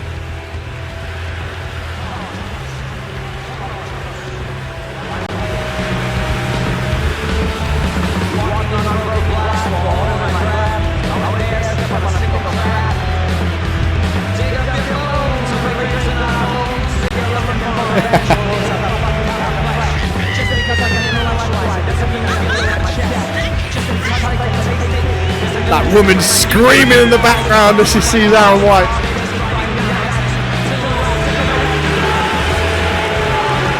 Former television champion, former tag team champion. He will become the first person in UIW history to potentially become Grand Slam champion. Because obviously the Lionheart belt is not currently active. If he wins this matchup. Aaron's gravitational pull made them get a bit dizzy.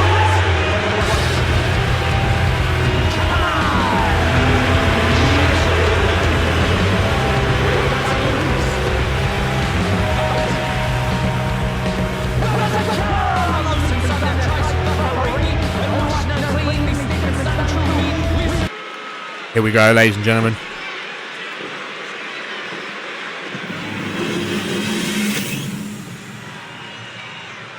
That's what they're all fighting for, the UIW World Heavyweight Championship.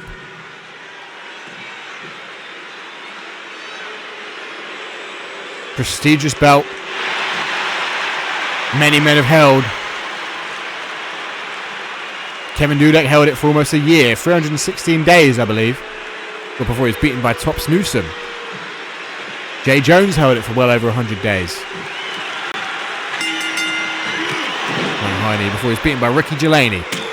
Ricky Delaney then held it for a long time until Matsuda beat him at the main event at Broadway Bash. And now we will crown a new UIW World Heavyweight Champion.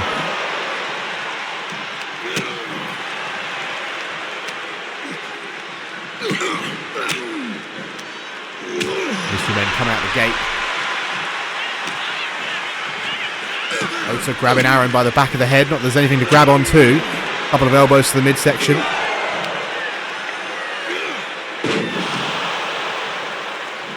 Backdrop there. Dragging Mota now to the far left side of the ring. Backhand by Aaron. Work on the leg. I mean, look, Aaron is an efficient man. I will tell you that. Look, you know what? I rip him quite a bit, but he is an efficient guy. Again, you know his game plan. He's going to be wearing you down. He's going to connect with that tourist trap. And he's going to put you away. But as much as we make fun, he is still a two-time champion in UIW. A tag team champion and a television champion. Now you could argue Thanatos carried him when he was tag champion, but he didn't get carried by anybody as television champion. In fact, he was robbed, if anything.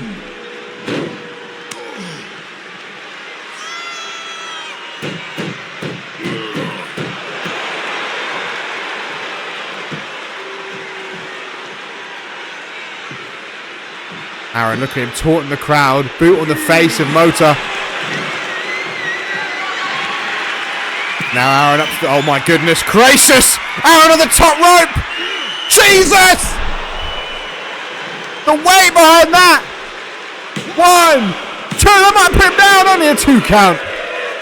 This new microphone doesn't pick up the rumbling.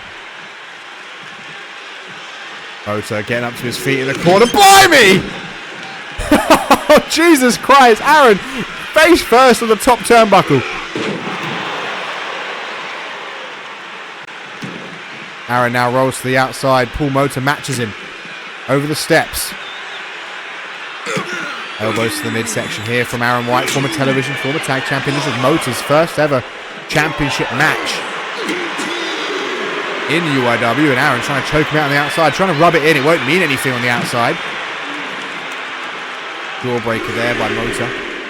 Get it back in the ring here. You can't win the championship by count out or disqualification.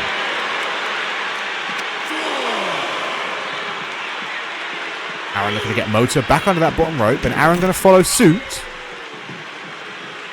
I suppose you could win it by count out in this instance because it is vacant and there isn't any championship advantage. But DQ definitely not. Oh, an elbow tie up here. Mota throwing Aaron into that far left corner. Running drop kick by the tournament winner.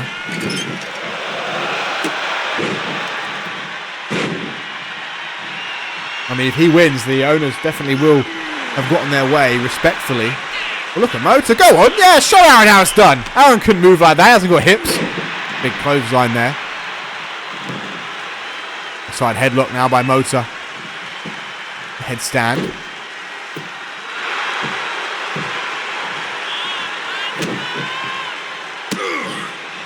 Mota telling Aaron to get up. Look at these kicks straight to the chest. Boot to the side of the head. Aaron up to his feet. Turns around. Into the midsection of Paul Mota. Now some outlaw mud stomps to the upper body. Mota holding his chest, holding his lungs. Of course, Mota's been bleeding all over. Wrestled 53 minutes over the weekend. It wasn't going to take him long to bleed. Went for that coveted spine buster, but an elbow to the back of the head. Irish whip. Aaron into the ropes. Rebounds off. This is the spinning drop kick. I should say, knee to the face. Mota now going to crawl. Use the ropes. There's a little bit of leeway, a little bit of leverage to create some breathing room between the two of them. What's Aaron doing? Ooh, dodge that kick. Both men on the outside once again. Aaron looking for here. We're not going to find out. Elbow to the face. Elbow to the face of Mota. Ref continuing their count. What's Aaron looking like? Oh no, counter! Aaron trips over the steps.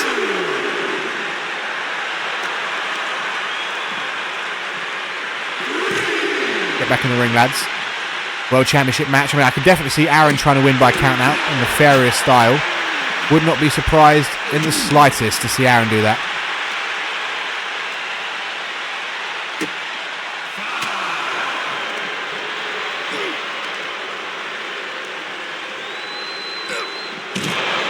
taking their time to get back in the ring here. Starting to get me concerned that Aaron's going to try something cheeky. Aaron grabbing Mota by the back of the head. No, Aaron, wow, okay. Fair play. Aaron White takes this match back in the ring. Not so dastardly after all. I can't believe I'm saying that. Goes for a chop. Fakes out DDT. The pin wouldn't be enough to put away Mota. It won't be. Counter 2. Slap across the face. The disrespect from Aaron White. And look, he thinks the crowd are going to cheer for him. Watch out though. Mota from behind. Mota back in control. Poor from Aaron White there. You'd think a man with such championship experience wouldn't let his ego get in the way, but it is Aaron White we're talking about as he comes thundering down on that top turnbuckle. Front elbow tie up. Takes out the elbow again into a DDT.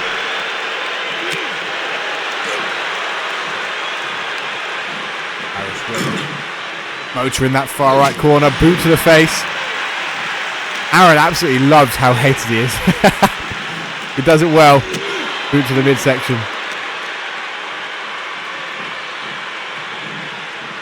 Mota stunned against the ropes. Right hand. Mota's down. Aaron, just slapping him across the back of the head. Stomping the face of Mota into the mat.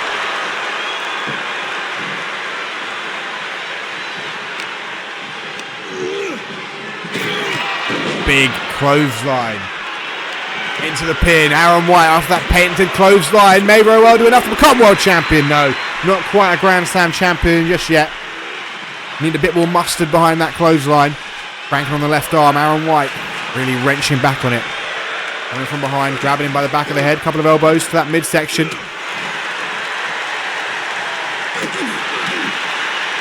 That's the reason Aaron has no hair these days, is he lost a hair versus mask match at Broadway Bash at the hands of Thanatos, was shaved in the centre of the ring.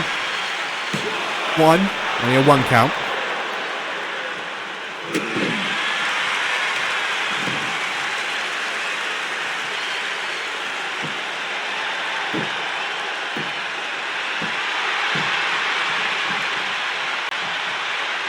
Mota stalking Aaron here. Aaron going to push him away.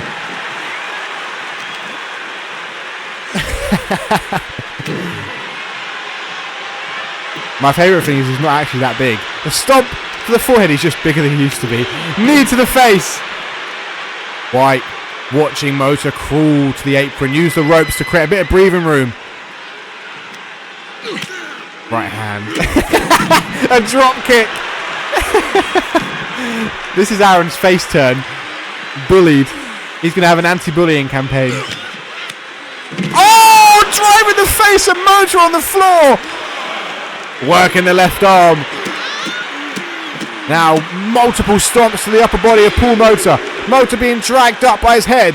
Body shot. Left overhook. Right hand. Lovely combination. Boot to the midsection. Axe handle. Mota stays up with a lariat to the back of the head. Get it back in the ring, lads. Come on. Try to throw him into the ring post. Mota redirects him and gets it back in the ring. Elbow tie up. Elbow to the midsection by Aaron White. Overhand right. Russian leg sweep. Oh, Aaron, what a transition. It was like a grounded Taurus trap. Look at that. He's like, yeah, I knew he was going to have a rope break. He's just toying with him.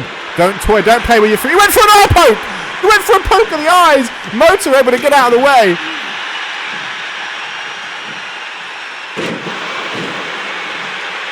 Oh, Mota rallying the crowd, rallying the fans. Boot to the midsection, boot to the midsection, boot to the midsection. Multiple boots to the rippling chest of Aaron White. Side headlock.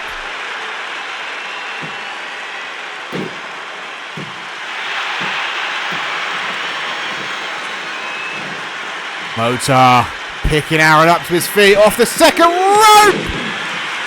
Flies. Now going to drag Aaron up to his feet. Coronal elbow tie up. Irish whip into that far left corner. Aaron stunned. What's Mota looking for? He's grabbing him by the arm. He's hoisting him up on the top rope. Right hand. Aaron's stunned, buddy. It's because of that weight. He would have fallen off otherwise. That's where it comes in. Oh my god! Oh my god! Motor! A C4 from the top! Spanish fly!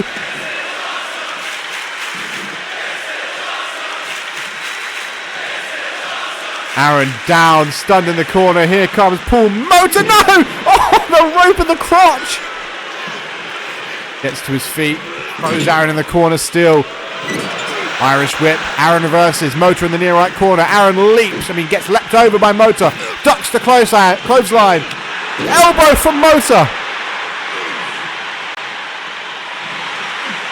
Motor feeling it. Energized.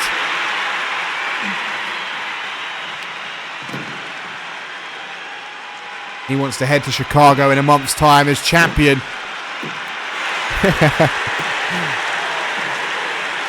Spike. The Enziguri there by Aaron White.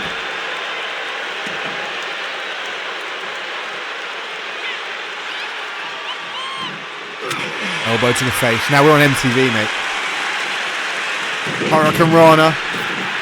Aaron White falls to the outside. Aaron White just playing with him. Aaron! Oh my god! Ref, come on! Well, the ref's not going to say a damn thing. The ref is not going to say a damn thing. There's Aaron White on the payroll of the owners, on the payroll of management, but he's been busted open into the ping. He was too busy taking the turnbuckle pad off. 2 count.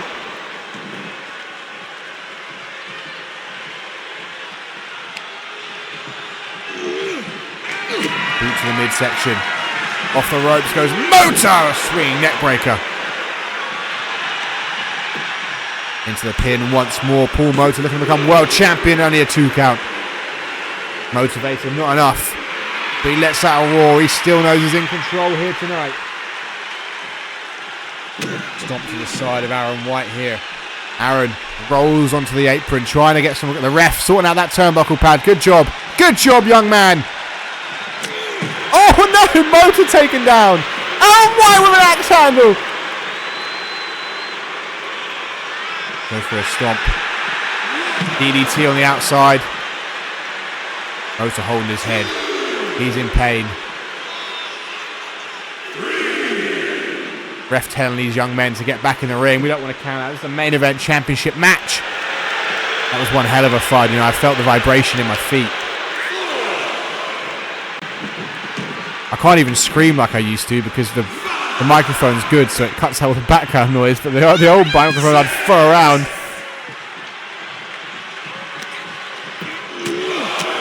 Right hand's now unloading on the forehead of Paul Motor.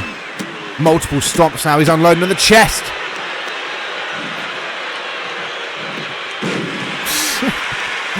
Motor looking to pick White up. White having none of it. Drives the face of Motor into the mat. The ref's got to get in there and wipe some of that blood off these man. This man.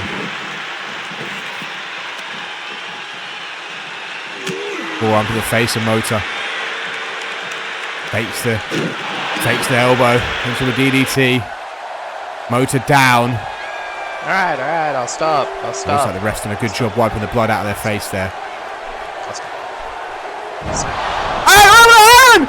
What? What? Flying me to the referee! Fuck out my ring, pussy. Fucking piece of shit, I own this bitch.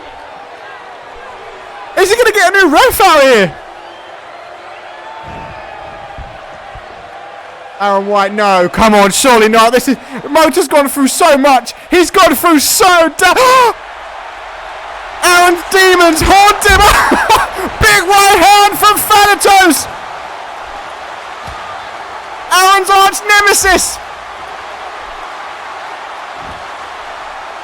He thought it'd be done with him. It must have been Aaron's reasoning why he wasn't in the tournament. He's gone for a punch. Headbutt by Thanatos. You'd have thought Thanatos would have been in the tournament, but now I guess Aaron had some say in it. Chokes up through the table!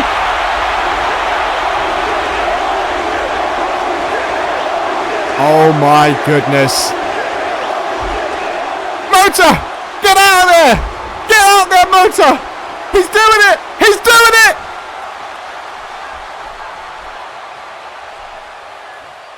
White back in the ring. White back in the ring.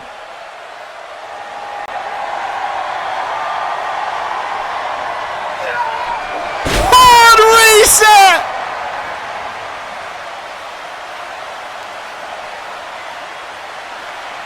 One, two, three.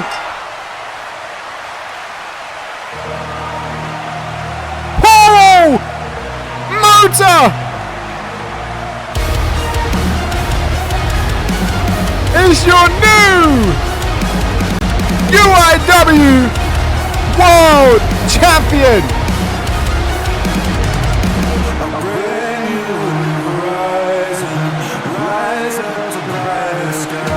Big up Aaron for that editing there. It's beautiful.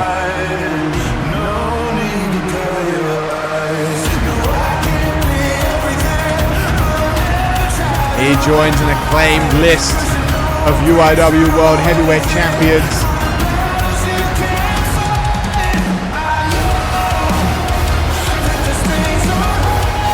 Paul Mota is your new UIW World Heavyweight Champion.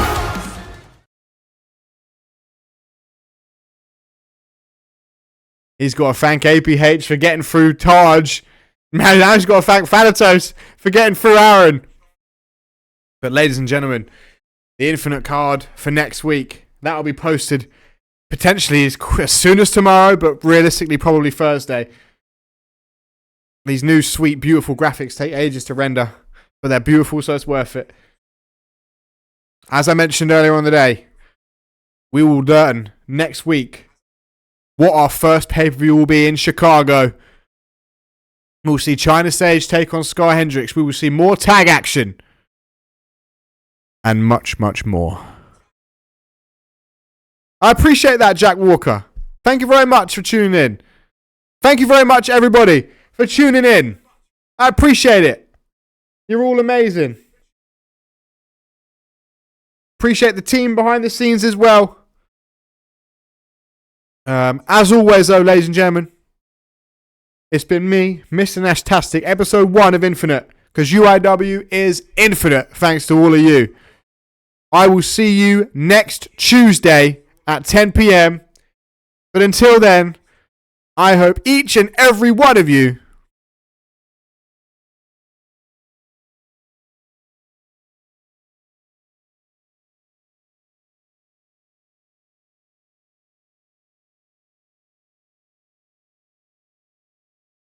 has a wonderful day.